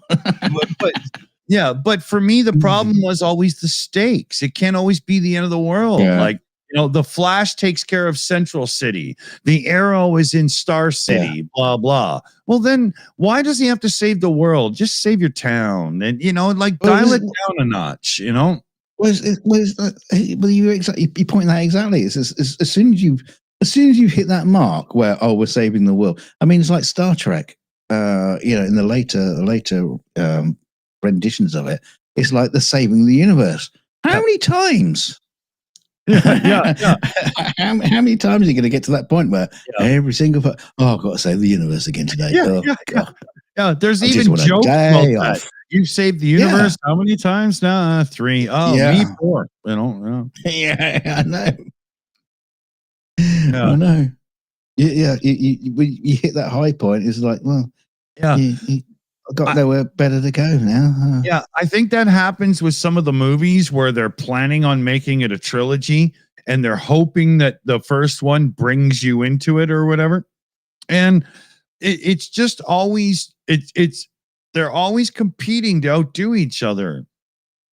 And it's our car chase scene is going to be even more dramatic than yours. And you just sit there for 5 minutes going, yeah, okay, that's kind of cool. Like, can we have some of the story again? Getting bored now. Yeah. And it just gets to be, it's too much, It's like fight sequences as well. They can be super well coordinated and whatever, but Jesus Christ, going on for 15 minutes. I'm going to go make a cup of tea and come back, see what happened. Exactly. They barely kiss, but you give us a 7-minute fight scene. How about 4 minutes of sex and 2 minutes of fighting? Right? That's another thing I can do without. I know. I was making the joke on purpose because there's so many times when you're watching a movie and all of a sudden somebody just needs to have a shower for a minute. And you're like, are you kidding me? Really? Stop it, Tom Cruise. We don't need to see your butt. Yeah. Oh dear. What do we got here? Okay. I'm not too bad off. All right. Yeah. Beer wise or time wise? Beer wise, I got 1, 5, 6, 7. Okay, so I got 5 left in the fridge, so I'm still okay. Yeah, 6 under the floorboard for the emergencies. Just count the empties there to figure it out, right? I don't know. I have a very large desk, so I have room for empties, right? I was watching a video yesterday of this guy cooking leg of lamb on the barbecue because I was hoping to do that today. It never happened. But he was like talking about, we put it in for about it's an hour and 30 minutes. He's Australian. An hour, 30 minutes. So I use my normal measurement of time at 3 beers. So after about 3 beers, you go and take your lamb. This is Dick Dawson time scale. Exactly. That's exactly how I do things. Oh yeah.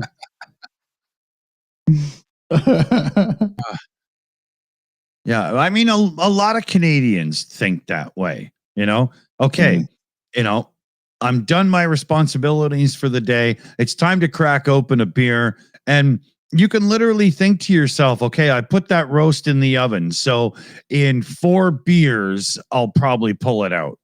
You're good, if it's small roast. It's a bit odd though when someone comes to you and say, "Well, it's a lovely little kid you got there. How old is he?" Well, about 3,000 beers. Well, at that point, you can tell the child's name is Bruce. How long you been married? Well, about 40,000 beers, mate.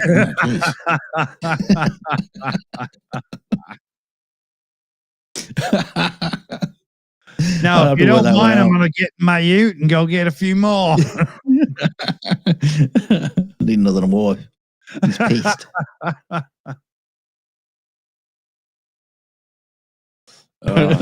Units of measurement. Yeah, just a little bit. Yeah. I'm still giggling about that that story about the sperm race. When they say, the race will be over, will be 20 centimeters, which is about 2/3 of a ruler. Every time you mention it, I see a Pinewood Derby track with two guys in their pricks out, 20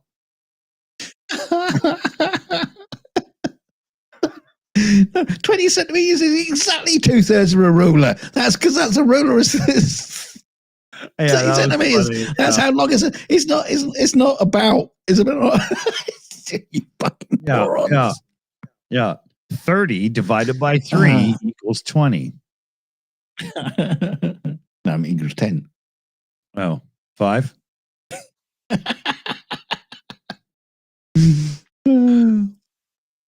That's funny.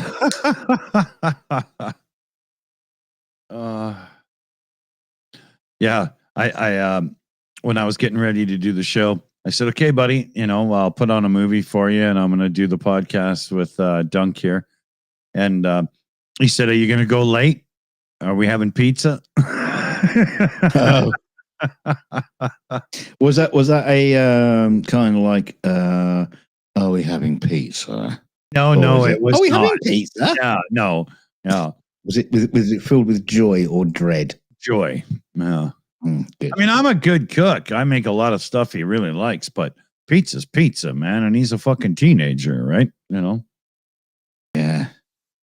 Yeah. I've grown out of pizza. I'm afraid. Well, he turns 18 in a couple of days, and he's on the spectrum and everything, but he's still turning 18. So he doesn't like soda pop. He doesn't like fizzy drinks. But he has finally learned to like Fruitopia and a couple of drinks like that. And I was thinking maybe he should try a Fruitopia with a little vodka in it.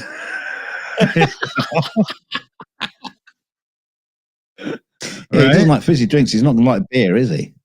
No, there's no way I could get a can of beer into him, right? He would take one sip and go, "How the fuck do you drink this garbage?" Right? But I thought it'd be kind of fun if you could, I mean, yes, son, happy 18th. There's a bottle of malt whiskey. Yeah, I mean, I was 10 years old, getting half drunk, sniffing bits from my dad's drinks when I would serve him another one when his friends were around and shit, right? Yeah, but you were an asshole. Felix isn't. You're not wrong there. Oh, thank you. And Felix has had when he was younger, about 8 years old, education was getting pretty tough. So we were doing CBD gummy treats, and it would really help with focus. So I could get a THC gummy treat and let him have a bit, but I'd have to test it first. We're the same size body weight, so I could meter the dose, right? But I'd have to, but if you have to understand what's coming. Otherwise, a moment like that may not be enjoyable. And I'm not sure how to convey what's coming. And I wouldn't want to just spring it on them. That ain't right, So it's a very, very, but fuck, it'd be funny. He would love it if he could enjoy it. But again, I wouldn't want him to go, "Oh, we're doing this daily now." No, we're not. Show me the good stuff. Where's the hookers? Yeah, exactly. Right. You must know a pimp. Come on. But hey, you got a donation, by the way. Hey, yes. We have our own Annette. $20 donation as well for Felix's birthday in a few days. Big thanks, Annette. Big thanks. You'll have to tell me what he wants from us, and it better not be another fucking Dublin bus. That was the strangest thing, man. I swear to God, I saw one in a video the other day. It was in Dublin. I think some news report from Dublin, And I swear to God, I saw one of those fucking buses in the distance, and a shiver went down my spine. Yeah, exactly. Right. Is it a model being pulled along on a bit of string, like Jerry Anderson style, or was it a real one? Yeah. What was that? Like a year and a half ago or a year ago now? A couple of years ago now. Yeah. My We're son, still talking about it. yeah, my son got it in his head that he wanted this certain little bus, and it's like a model of a city bus, and it's all metal and just beautiful. Yeah, and mint condition in the box, like for nerd bus collectors. I'm not kidding, right? So Yeah. we tried to deter him, and how about just like a regular London double-decker bus? Nope, this one. Nope, this one. No, I want that one. Yeah, so we searched for this bus, and there was only 2 for sale, and one was kind of junky and one was nice. So Dunk stepped in to help because it was in the UK. It was £70 plus, some shipping over here and whatnot. I mean, for my Canadian pesos, it would have been like $160 or something, right? And thanks to Dunk, it's on his collectible shelf up there, and it's one of his prized possessions. And That's nobody cool. knows why. It just, I still haven't Nobody figured is. it out. No way. I know. I remember asking him, why Felix? Why do you? He just didn't understand the question. Well, why do you ask? It's like, okay. He wants you to guess, right? Like he'll start telling you people that are in a movie, and he'll talk about the scene of the movie, and you'll say, well, what's that from? You're not getting an answer until you figure it out. Everything's a test. Oh yeah. Yeah. Is he God? In my world. Yeah. We've got another direct donation in here from somebody who's already sent gifts up for Felix. He got a cool puzzle from Mexico as well. It's really cool. But that's Mexi Girl, and that's another 20 US in for Felix's birthday. So his birthday is going to be pretty cool. I'm gathering a little stash. Yeah, that'll be good. And we're very fixed income people, so these things it really helps. It really helps. Thanks. Yeah. And with him being a teenager now, I mean, it's all kind of up in the air. I don't know what's going on. Yeah, I'm sure he doesn't either. Oh, at times, I bet. Let me just double check, make sure I haven't forgotten anything. I think we're good. There's okay. Wait a minute. Okay. See, there's this thing where I get an alert from that Ko-fi place, right? Love that place. They're really low fees. They're great. It's awesome. I get an alert from them, but that money goes through to PayPal, and then PayPal gives me an email, and then Ko-fi gives me an email, and then PayPal gives me another email. And when we're on the show, I'm kind of like, holy shit, how many are, so I have to figure it out. I have to open their site to, codify it, make sure, and I got to turn off the email alerts from them because we have their alerts on the screen and stuff. I don't need it 3 times, because then, like with the PayPal alert from these Ko-fi donations, I get the PayPal username, not just the YouTube or Ko-fi username. So I could say, oh, we have a direct donation in from so-and-so, and that's their username in the chat. But if I'm not careful, then I could totally dox their real name and give the same thing a shout out again, because I get the PayPal notification. So I need to do a thing with PayPal where if somebody goes direct to PayPal, I get the notification because I need to shout them out. But if it's from another service, shut up.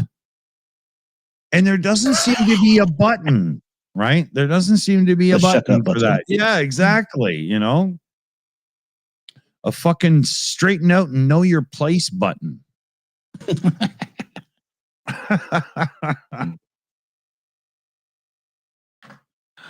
Yeah. So, you know, rant.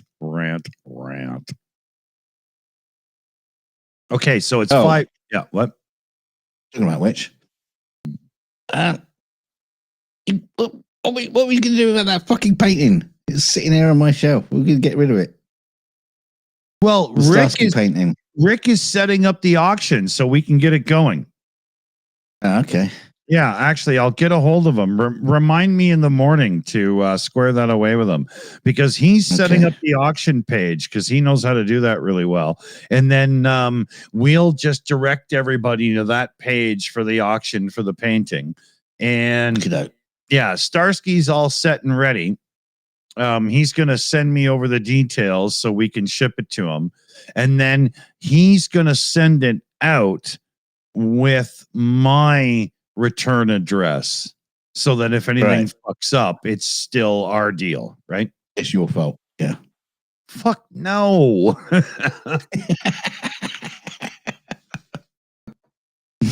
Yeah, but that way it'll end up at my place if it doesn't get delivered properly or whatever, right? You know, we'll have a backup. Yeah. Where is that painting picture? I'll put it up now just to show everybody. It's over there on my shelf. That's not the picture of the painting. Hold on here. I know I downloaded it because I showed this on screen before, right? So did you name it properly so it has his name?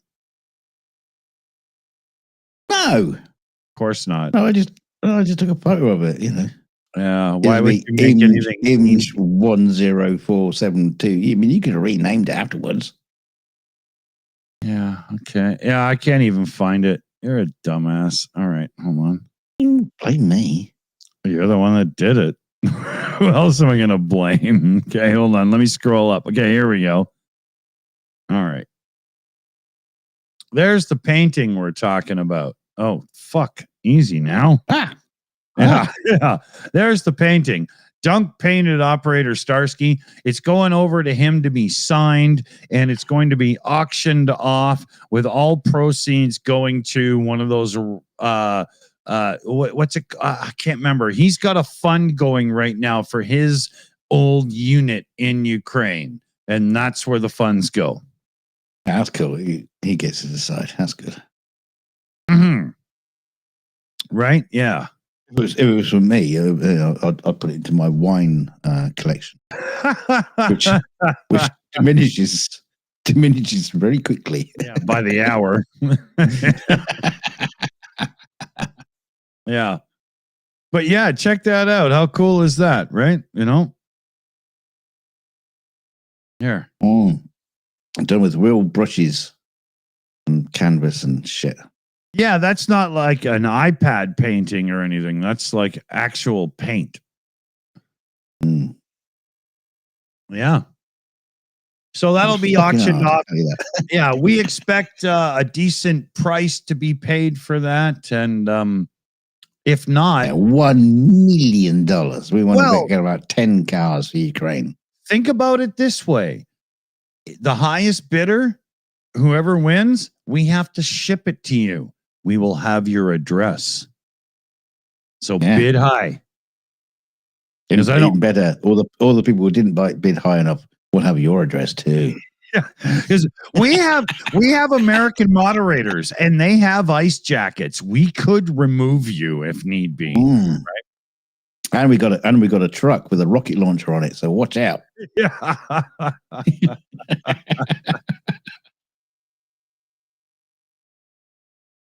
But yeah, it's all like going for the Trump playbook. You know, hey, you don't put enough money in, we'll blow you out of existence and send you to El Salvador.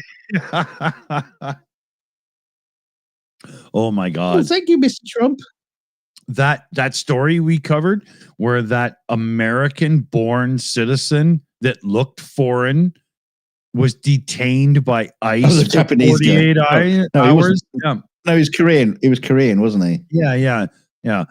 Asian-ish looking, right? I can't remember where he was from, but he was I think he was Korean. American-born, man. I couldn't believe that. Just a little bit slanty. Exactly. It's getting ugly. Oh, I mean, I shouldn't be laughing. I really should not be laughing, but it is fucking ridiculous. It's horrible. The regression of humanity at this point is unbelievably insane. That we could look at somebody who's a little bit different and go, "Oh, you're one of them," is horrific and disgusting. Oh my God.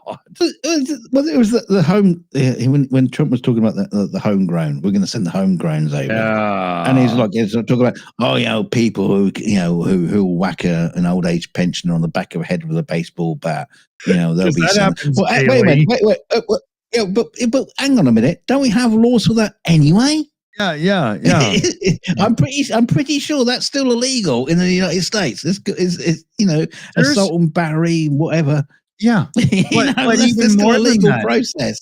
But even more than that, how many legal precedents and constitutional challenges are there about sending your own citizens, even if they're criminals and they're guilty and they're serving 10 years, out to El Salvador?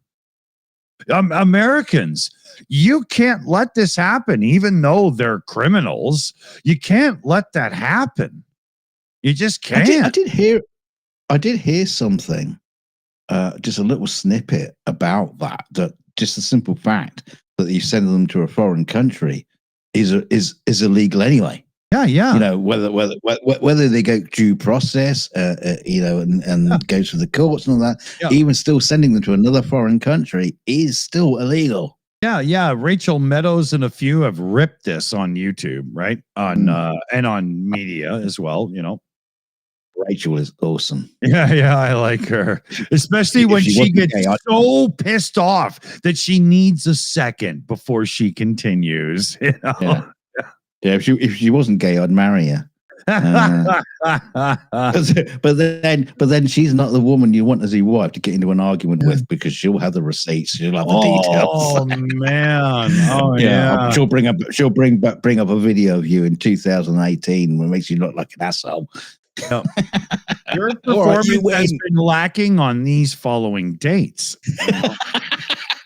You've been underwater for the last 20 years. Yeah, she's great. Oh, love it a bit. Yeah. And YouTube does her videos at MSNBC specifically for my account as For You in my notification feed now.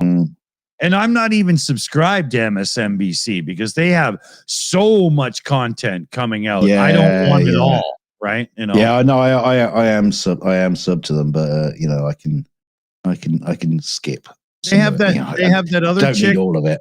Oh, they have that other chick with the long hair. I like. I can't remember her name offhand. And then they have that dude that looks like he's about 5'5" with glasses, the little short-haired nerdy looking guy. Yeah. And I really like him. Looks like Radar from MASH. Yeah, totally. Right. Yeah, I like that guy, man. He's really cool. He gets so flabbergasted. He can barely, keep it together. Right. It's hilarious. I love that guy.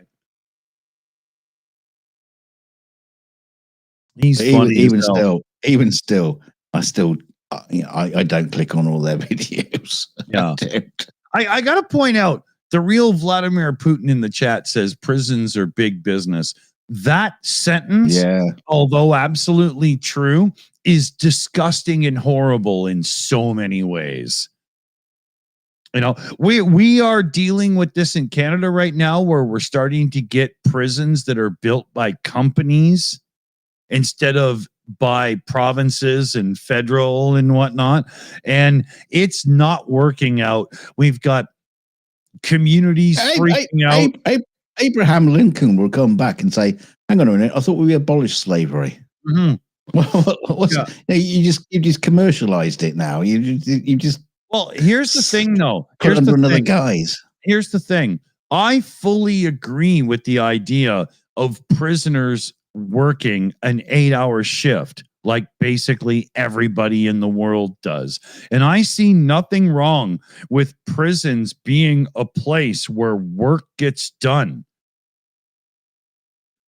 Not just so they can give something back that can be, monetized to help pay their incarceration, but that routine of working 8 hours a day and then going back to your little cell and having supper and stuff and watching a bit of TV on the range, as they usually call it, and whatnot, that just teaches you how life is and you get used to the routine. That would be fucking brilliant as far as I'm concerned. Locking a whole whack of hardened criminals up so they can all tell each other stories of the crimes they've done, and then they can all try to figure out and then they can all try to figure out how to do it better than the last guy, and then they get let out and they just that's not working. There's no corrections in this, right? Yeah. None. There was a whole bunch of movies made in the UK in the 50s of post-war criminals, and they also they know each other from prison or being in military prison, and they always get together to do a bank job or whatever. It's like, because they all know, they all got their contacts now. It was like a network system of know your guys who can you can get the next crime done. Yeah. And I don't mean, some kind of slave like chain gang stuff and, like out picking garbage or whatever, because that, you got to have people on site with guns. That's crazy. But prisons could be built to have some industry in them that actually contributes, and you can't have these hardened, tattooed up street guys in their sewing shit. They're never going to come out and do that, right? They can make iPhones. but there's all kinds of things that people that are rougher and tougher and stuff around the edges would groove to. And I don't see how we've gotten to this late in society and we haven't figured this shit out yet, to be honest. It's amazing. You train the rougher and tougher ones to become ICE agents. Well, in America, that's obvious. Doesn't matter if you got a tattoo across your forehead. You become an ICE agent. Yeah. So, well, I wonder. Going back to what you were talking about, the story about that, that Korean kid. I wonder how long it will be before you see a story of someone being picked up off the streets and sent off, who is about as American looking as you could possibly get. Just a straightforward white American looking person. There was the Canadian chick, but she's got somewhat of they usually have a little bit, I say a racial slur, but that's not. Yeah. She looks a little Jennifer Lopez, if you know what I mean. Yeah, right? Yeah. But that's what it comes down to. A little bit Hispanic. Yeah. Everybody who's getting picked up, it doesn't look like me. Right? That's the fact here. It's disgusting. Oh my God. Oh, it is. It is absolutely. I mean, yeah, absolutely disgusting. I don't care. I don't care if they've got, they're blue skinned and got antennas on their head. I don't care. It should not be happening. But I wonder how long it will be before you start seeing, the kid from Mad Magazine being, ginger with goopy teeth. We got a family in my townhouse complex. They live up around the corner in the other cul-de-sac, and the 3 daughters do the full cloth over the head thing and whatnot. And okay, I'm not exactly sure where they're from or what they believe, but they're like 5, possibly a bit Muslim-y.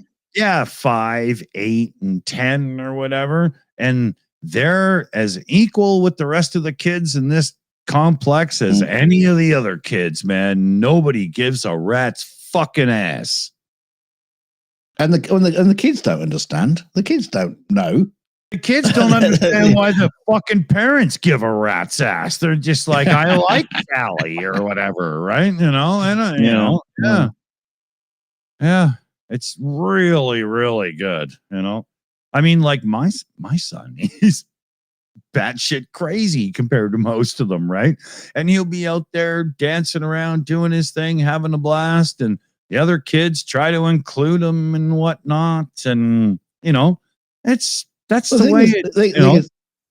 In America, you don't exactly see many like Sikhs with big turbans on the head playing baseball or basketball or anything like that. You do here. Oh yeah. Yeah.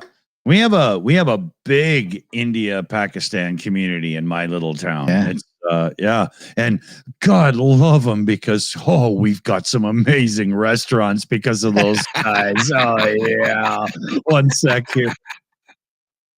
Yeah, positive racism. Yeah. I'm so racist, and I'm so glad you're here because you just made it better. I mean, that's the point. If we're trying to get rid of racism, we've also got to get rid of racism in the positive light as well. Oh yeah, but it's funny because you get some old elderly couple and they're all in the traditional Indian garb and everything, and they'll be walking down the street Sunday morning 9 a.m. and I'll be walking down the street with my son and I got my hair out and everything, and you know, it's just like, hey, good morning, how's it going, guys, and whatnot. And you know, they're happy to see us, and it's amazing, man. It's not hard to be a good human being. It's just not. It isn't that hard. It's actually amazingly easy. Yeah, it is. You know, that's what's so frustrating. Yeah. That's why, like, my little neighborhood is a little bit more expensive. It's I'm in a cool valley, and there's a lake on either side, a big lake with beaches, and the town is just nice. We don't really have high rise anything, you know, and it's amazing, and it's a little bit more expensive, but my son can dance down the road, being himself. People just smile and say hi. I ain't fucking going anywhere, man. No.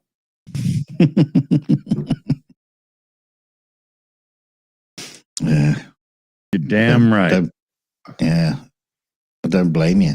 Yeah, exactly. To be honest with you. Yeah. You know, absolutely. It's awesome.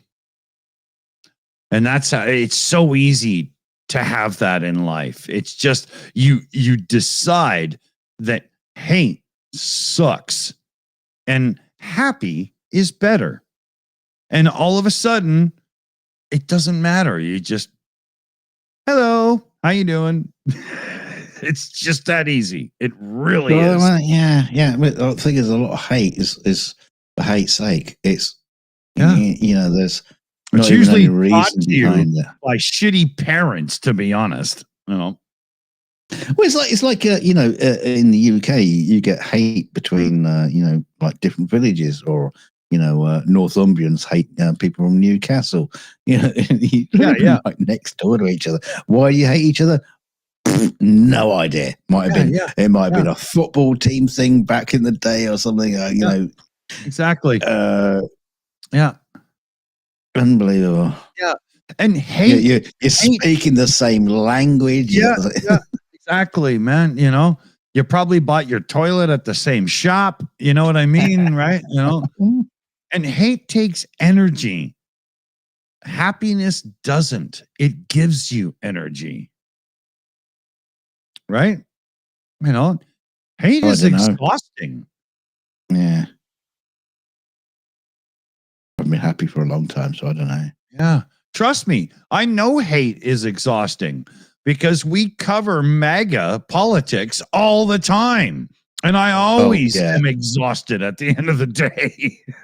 It is that, that side of things. that side of covering the news is not only exhausting, it's depressing, and it's very, very hard to have a happy day when you have to look up the shit that's going on.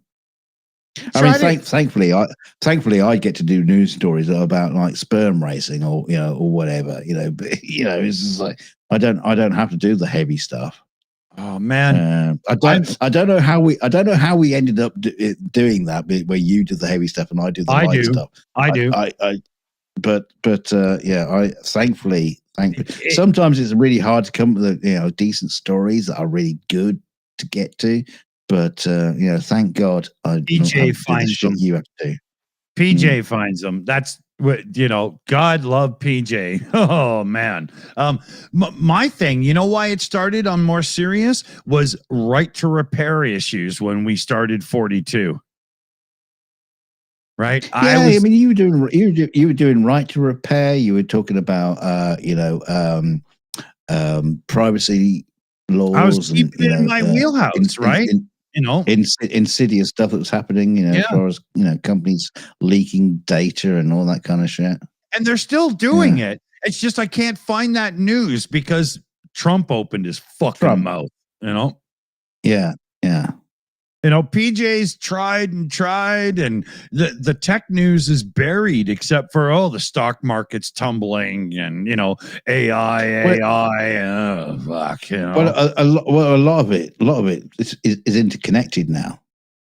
Like the Doge thing. There was a story about a whistleblower on the Doge side, who was whistleblowing. That's what a whistleblower does. And then the story then followed up that he or she was getting like images of him walking his dog from a drone. Yeah, so that they were like, what? They're now like following him. Yeah. And so there was this air of threat. That you're whistleblowing, you better shut up, or something might happen. Yeah. Your family, be a shame. It would be a shame if something happened to them. Yeah, sort of thing. And that was the second level of his whistleblowing. That he's now saying this is going on, but it's like, oh, for fuck's sake. I just had a thought. Well, it could be. When we record the 42 show for the clips we're putting up now, we record a story each for one clip for the day and a story each for the second clip for the day, right? Mm-hmm. We should make sure that one set of clips are based on the modern world and all the crap that's going on, sort of. And then the second set of clips, definitely not. And and that way it would probably find a better balance in the uploads because it can't constantly be Trump and Musk. It's getting on my fucking nerves, right? Well, I remember we talked about this before, and it's like you either ignore it. We got 2 uploads a day with the way we're doing those like 6-minute videos, right? So we could have one with those pricks, but one definitely without. Right? Yeah. Well, can you? Because that's the thing. The Trump news, and you end up with so many. You're still not even doing all of the stories. Yeah. You're still only picking your favorites out amongst like 20 or 30 stories that Trump or Musk has done that day. So you're still only like picking through them. Yeah. You can, I mean, you said before you could just do this 24/7. Easy. If you had to. Well, I was just like, as we're talking about this, we could literally just once a day do a 20-minute live recording with those who show up for the live recording and just record the next day's videos. Yeah. Right? Because it would only take 20 minutes. But we would still have to split them. And that's that thing, like I can't I'm concerned that people are just going to see us as a fight Trump channel like Brian Taylor Cohen, and I don't want that, right? Yeah. You know, Well, like I said to you before, I don't know what the people in the chat might say. But Mr. Fox already said 100%, one of one, the other of the other. He loved that idea. Yeah. Right? But even just doing a story or just having a YouTube video with Trump in the thumbnail, that it probably a lot of people just like, no, not clicking on it. Just don't want to know. We're also attracting some negatives. We've got one video that's only got like a 70% like on like 750 views because we're getting a lot of Trumper thumpers showing up to tell us off. It's kind of fun.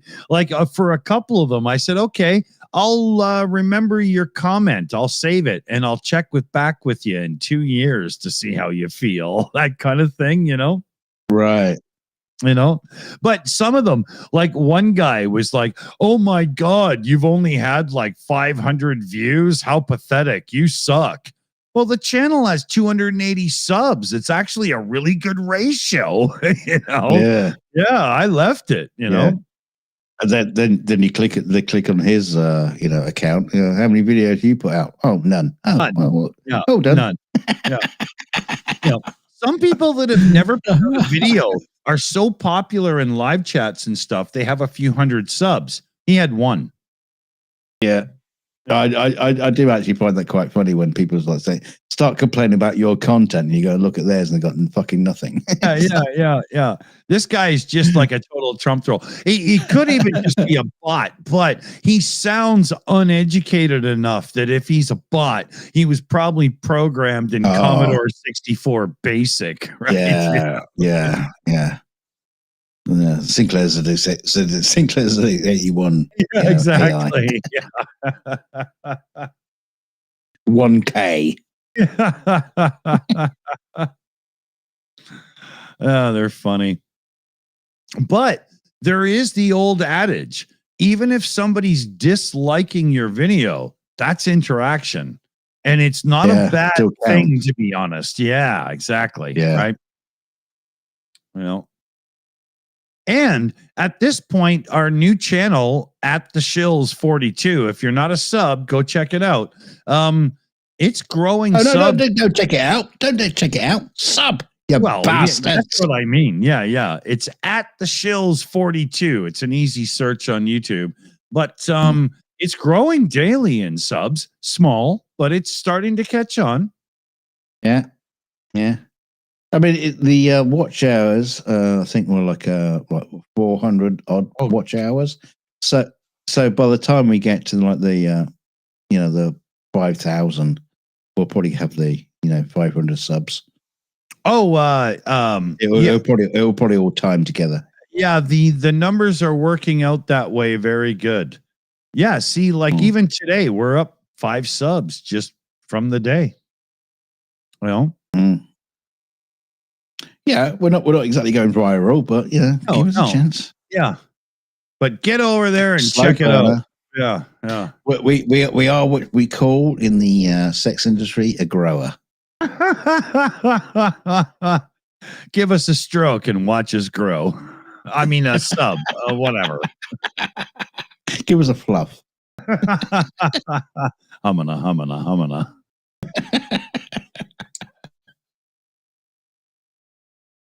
What time is it now? Oh, fuck. It's 6:00. Okay. Well, I guess Felix is getting in order now. Yeah, there's nothing I can do. I haven't even done that. And he's like a 6:00 supper guy. So I'm now in shit. Yeah. Get yourself sorted. So let's have a vote. Let's have a vote. Let's have a vote in the live chat. Do you think he wants pizza or burgers? Pizza. I know Matt, if he's here, will say pizza. Super chat Matt is like the cookie monster of pizza. He's a cookie, really. Oh yeah. an Italian cookie with Super chat. Matt could have pizza 3 meals a day, and he'd be totally happy. Actually, isn't that kind of like a a teenagery thing as well? I mean, my son's 30 and he could just do pizza the whole fucking time. Yeah. So what do we got here? Pizza, both. Good call. Pizza, cheeseburger,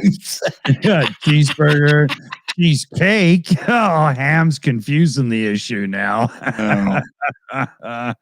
Juicy burger. Zebra leg. Yeah. Oh, now we got to vote. Here we go. We got a poll. Okay. I got to wait for the poll. Okay.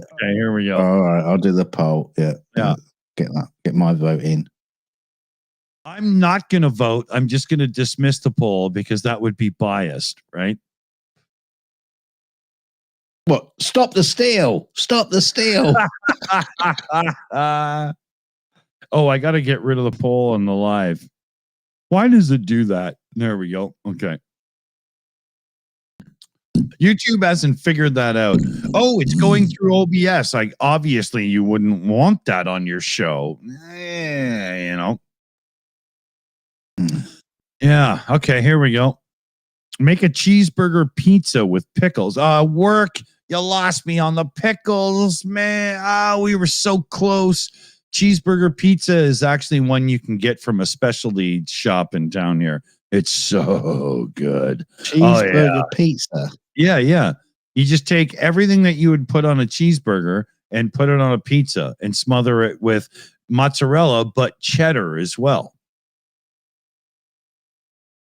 But when you do a pizza with cheddar or too many vegetables, you have to do this thing. You notch the crust with the backside of your knife before you cook it. And then when you take the pizza out of the oven, you can balance it on your thumbnails and tip it up a bit. And the extra water from the vegetables and, can drain. And then when it's delivered to your door, it's not disgusting. Super high-end places will do that. We used to go to a pizza place. My brother loved back in the day, and one of their specialities was the pizza bolognese, which was a pizza base with bolognese sauce and meat on it. Good. Yeah. He it was like every time we went there because it was like the one place he could get it. So every time we went there, he's going, "Right, pizza bolognese." Yeah. There's a place in town. It's really good, and they do a special sauce for their Hawaiian pizza, and they mix a little bit of barbecue sauce into the pasta pizza sauce just to give it a little bit of tang, and that really works with the whole ham and pineapple barbecue luau's type thing that's supposed to be a Hawaiian pizza, right? It really works good. Yeah. Well, it looks like pizza is becoming the winner here. Oh, well, I think it was the winner from the start, wasn't it? Yeah. Okay. So I'm going to have to go to that cool local place where we get deals. Oh, I don't have enough points for a deal today. Bummer. Okay. Let me figure this out. Oh, there we go. Okay. Yeah, but if you get from them, then you'll get the points for the next time. Yeah, exactly. Right. You just keep adding them up. These guys are so good. The pizzas are like this thick. The crust is 3-day rise, slow rise crust, and it's so good. Oh, it's awesome. Oh, shut up. Oh, it's awesome. Okay. And I have to put pepperoni on that one and bacon because I actually haven't had a ham and pineapple pizza for a long time, but I really like them. And I always just feel like, I'm getting a pizza, it's got to have pepperoni on it and all that kind of shit. But, sometimes I should just go, you know what? Nothing wrong with the Hawaiian. Oh yeah, man. My son, if you get a proper Hawaiian done, You know, it's so good. I Yeah. know people go, pineapple on pizza. That's weird, but we're not putting pineapple on like a pepperoni or whatever pizza. Pineapple and ham is a natural Yeah. combination. It just is. Yeah. Ask anybody from Yeah. Hawaii, right? Yeah. That's it from Hawaii, where pineapples or ham are not indigenous to the island. But ignore that point. Yeah. But gammon and pineapple slices. That's a common thing. Oh yeah. I haven't a nice bit of gammon for a long time. Oh, that's sending my taste buds up. No. Oh yeah. The one thing that's really funny about their whole ordering thing online, though, with this pizza place is their default tip position is 40%. What? Yeah, I'm not kidding. Can Is you that imagine a tariff thing? Yeah, can you imagine ordering like, $60 worth of pizza and chicken and tipping 40% for somebody to That's drive insane. like 4 kilometers, That is fucking insane. I'd go and get it myself. I know. Actually, that is one of those things. One of our, like local pizza places. You can order their pizzas, and it's like $16.99 a pizza.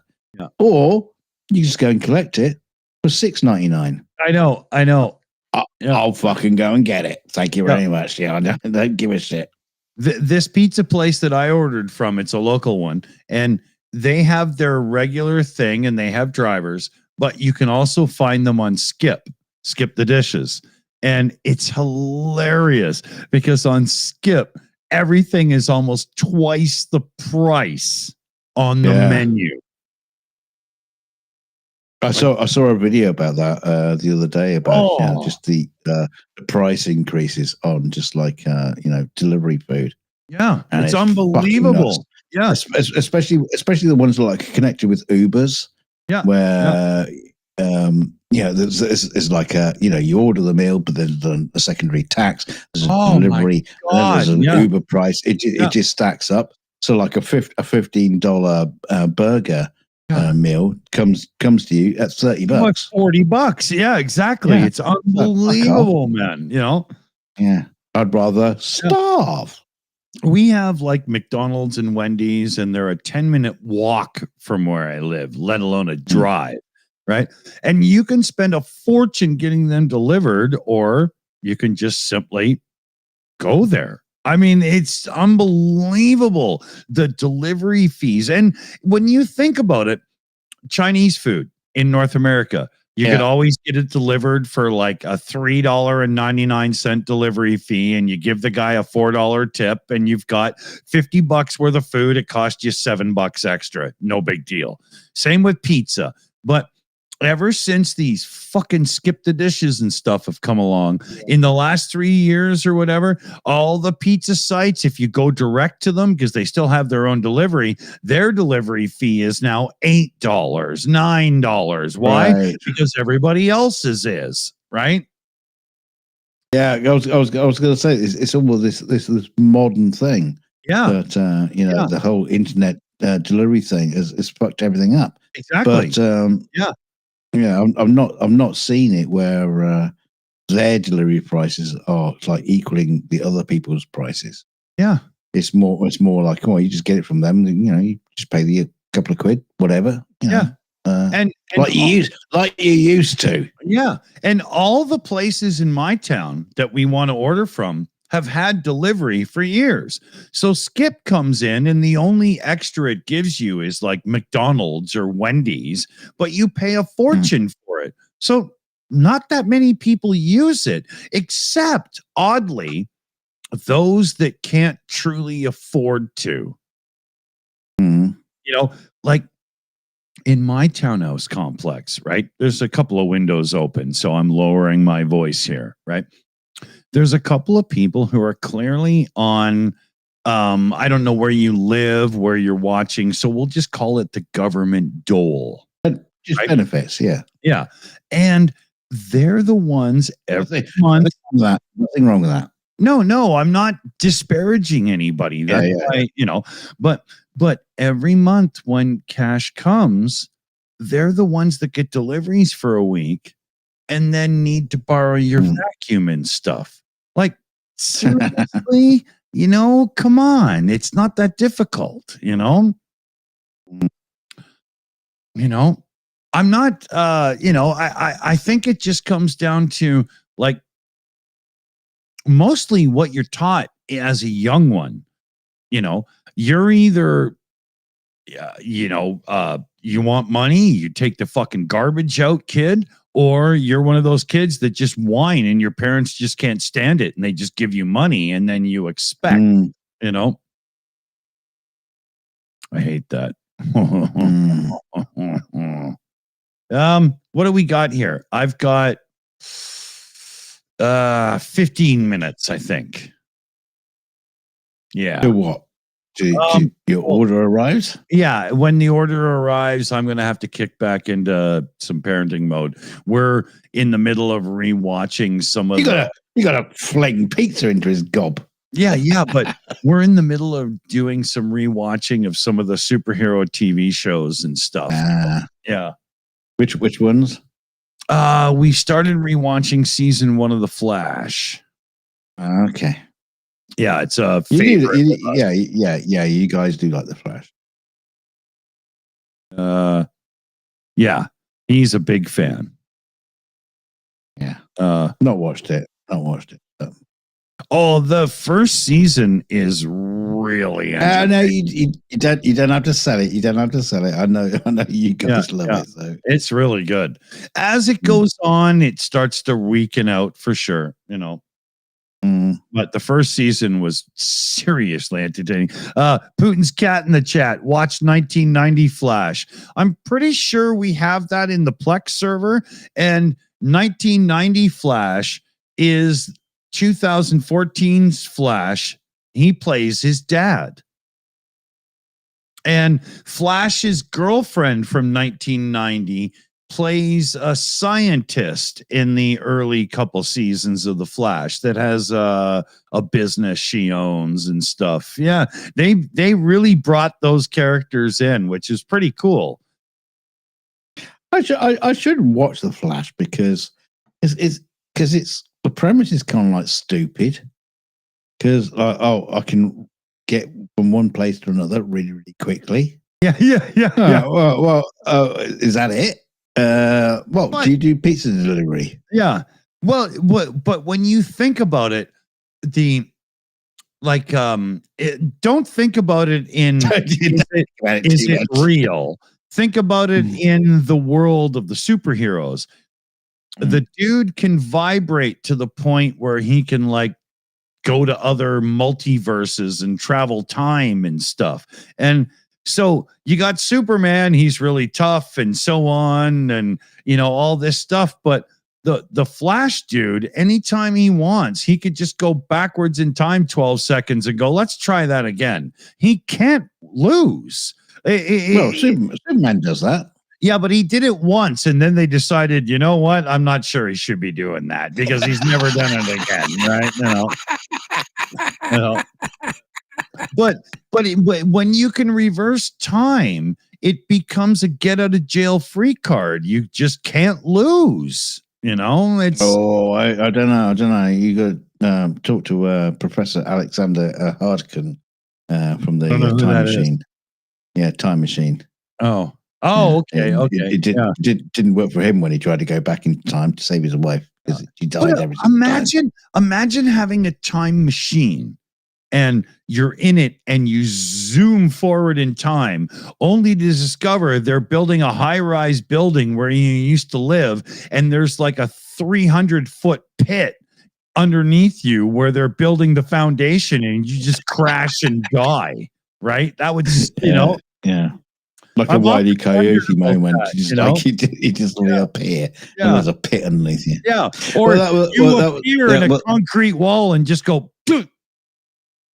Yeah, well, in the H.G. Wells version of it, he planned it somehow that he managed to retain the estate of the owners ground that of his he was house. on. Yeah. Right. Right. That wouldn't make it. Still wouldn't make sense in reality. Yeah. That wouldn't happen.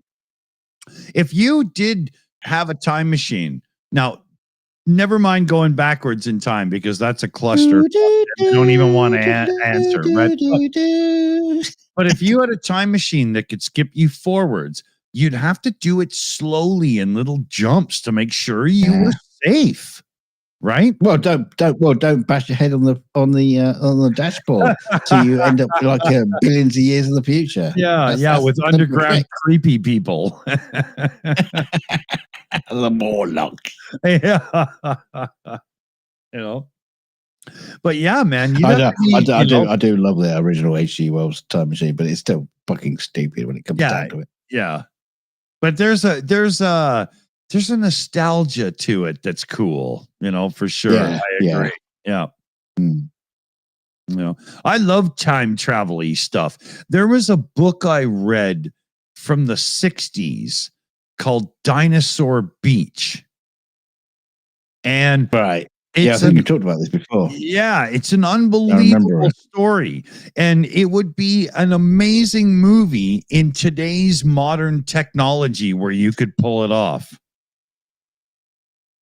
It was awesome. I got to find that again. It's been so long. I want to read that. Yeah, there's shit tons of short stories and stuff. I read one, I think it's kind of famous one, where like people were going back in time to hunt dinosaurs, and but they have to follow the path.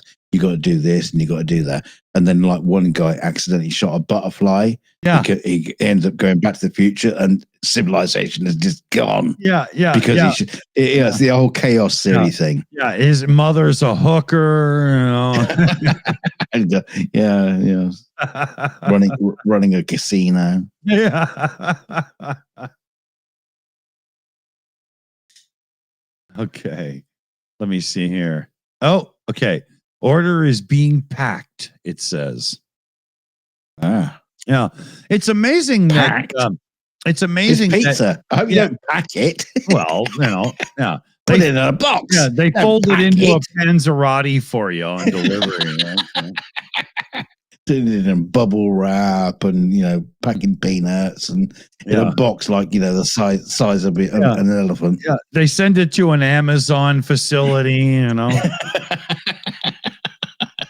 But it's amazing that a local place can have this level of website. Like, this isn't some big national, that's because websites, they've built the infrastructure for this kind of shit. Yeah. They're probably using web objects and a .NET server. I wonder how long it'll be before you can get a pizza delivery from Amazon Prime. You're going to watch this Amazon Prime movie? Order the pizza or the popcorn to go. That would end up tasting like one of those McDonald's pizzas. Anybody remember those when they had the pizza that you could get? I've heard of those, and some people like them. But America is weird. So but some people like Big Macs, and they're just revolting. I kind of like a Big Mac. They taste like pickle juice. That's all I can taste. Oh no, I take the pickle out. But you can't take the pickle out of a Big Mac and not still taste it. It's there. It's already leaked all over your food like a Japanese guy at a bukkake party, right? A big jizz. It's disgusting. And their pickles taste like they were 3D printed and fermented in goat milk or something. It's revolting. Pickled in other words. Yeah. No, I don't mind a Big Mac every now and then, but I do prefer some of their signature burgers. And sometimes I do get a craving in my mouth. I want a McDonald's. Every I don't time know, you get a it craving must- in your mouth, I end the show. I'll tell you that. I don't know what it is. It must be the cocaine or heroin they put in them, but you know, I figure there's as much sugar in a McDonald's bun as Yeah. there is flour. yeah, You know? there's a lot of sugar in those. Oh man. But that's why they taste nice. Okay. And it's the one thing that annoys me when I'm making burgers at home is finding decent buns. Oh man, they're either too big or too small. You cannot get the right ones, and they'll be too tall, and they look like welfare burgers. Or you get those designer ones that are so skinny that they look like you just turned it into a falafel wrap or something. I hate it all. You get those fancy brioche ones that fall apart. As soon as I can't stand it. Yeah, they go stale within hours of buying them. Yeah, McDonald's they've got it sorted. I'm all right with that. So we're gonna wrap it up. The pizza's about to arrive, and it's time for me to switch my modus operandi into Chumpy mode. Yeah, exactly. Num num num num num num. Yeah. Num. I got just enough beer left to enjoy some good pizza time. We're gonna watch some Formula One, hang out for a bit. Can't wait. Oh, you say we are. Does Felix like to watch Formula One? He's been watching racing since he was born, man. Or he's forced into it. His dad's time. No, I hate this shit, but Dad likes it. Yeah, so no. He knows the drivers and stuff. He's not as into it as I am, but he doesn't dislike it. He's a real car guy, right? Yeah. And I was brought up watching Formula One with my dad since I was 5 years old. That's just what we do. Oh, there's the ding dong. Hold on here. So outro in a minute. It's just gonna hit the button.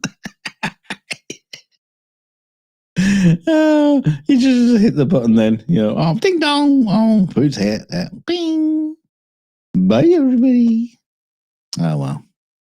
Well, we'll wait for him to come back and then he'll hit the button. Maybe he'll leave us with a little bit of consumer advice, like, buy pizza. Buy stocks. Buy stocks in pizza. Buy stocks in pizza. Do you mean stocks as in like you're in the stocks because you did something wrong? Oh, and you get the tomatoes thrown at you. Yeah. Yeah. No eggs. No eggs. I can't afford that. Yeah, I can't. Well, not in America, right? No. Yeah. They don't even throw eggs at witches anymore. They're too expensive. Right? Witches. So I've got supper to dole out. I've got a Formula One race to download. In other words, you've got better things to do than sit around talking to us. Well, I don't know about better things, but equal things. No, I'd say better. Yeah. So if you didn't catch the news, pizza won the vote, and it's already here. Yeah. Stop the steal. Stop the steal. Yeah. Remember, this will never be a state flag. Yeah. Well. Shut up. Might be. Yeah. It'll be a state flag on the day that you guys admit the Falklands aren't yours. Yeah.